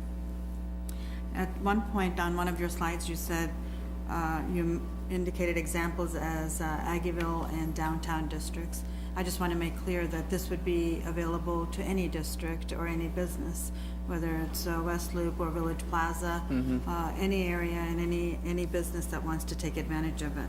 I think it's extremely important, and it seems like all the decisions we made tonight go to that economic development, where we see Manhattan in the future. And this just gives another option or a tool for business and business districts to make decisions to accommodate what they need to benefit the community at the same time. I think the two options, as far as the 100% of property owner support and then the 55% of property owner support, that's when we actually come in, if it's 55%. Otherwise, we really don't need to have a commission, a big deal made about it if they have 100% buy-in from their petition in their area, which I was happy to see, because sometimes it's very unclear how we feel about the petitions. But I'm okay with 55%. I wish it was a little higher, but I think 55% is that simple majority that we can work with. And I think as we have to stay competitive with as many businesses that want to come in or renovate, upgrade, whatever it might be, we have to give them more options. I just don't think we're in a position to give them fewer options. We have to give them as many options as possible and still make sure they fit into our community. And I think that's where the city commission and our staff come into play. It's okay to have more options than less. So this looks more favorable to me in that way. If I may, and it kind of goes back to the point Ron was hitting on, we identified Aggieville and downtown as preferred areas. It doesn't mean you can't petition and come to the commission and ask for a CID somewhere else. I think what we were trying to point out is these are areas in which we've adopted many years of plans. We have a tremendous amount of public infrastructure that we've invested in, both in downtown and soon to be potentially in Aggieville, that these areas we may be willing to incentivize you to invest in with us. Other areas of the community get into, what'd you do for my competitor? Why are you focused here in Aggieville and downtown and you're not focused on McCall or on Anderson? Well, there are reasons why we study Aggieville. There are reasons why we study and invest in our downtown. That investment and protecting that investment is something that traditionally this community has done. And that's why when I said we don't offer, just haven't offered incentives for retail outside of those areas, because we want to protect them and we want to maintain interest in investing in them. So when we have tools like this available, we wrote it in a way to make sure that developer who comes into the community recognizes these are the areas we would prefer you invest. If you're going to invest somewhere else, we're not saying don't invest, but these are the areas we would prefer and provide incentives for you to invest. I just want to make sure it doesn't prohibit you from doing something, but this is the focus. Right, and I understand that. I'm thinking about it as that TDD that we do, which anybody can tap Absolutely. into. Absolutely. So I'm thinking, Ward Morgan just bought this space in Village Plaza.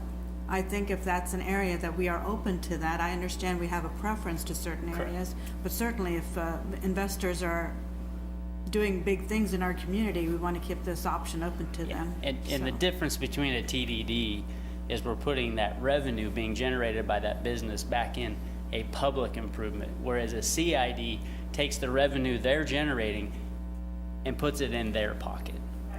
Yeah, I just meant as far as being I just used the TDD as anybody can, and this is also, we have a preference, but it's still open to other areas, is the way I'm looking at it. I don't have any problems with the way this is written. I think we discussed it before, and I agree with everything the staff put in there, and I think it's a added economic development tool we need to just throw in the toolbox and see what happens. Okay. Is there public comment at this time? Anyone interested in commenting, please come forward.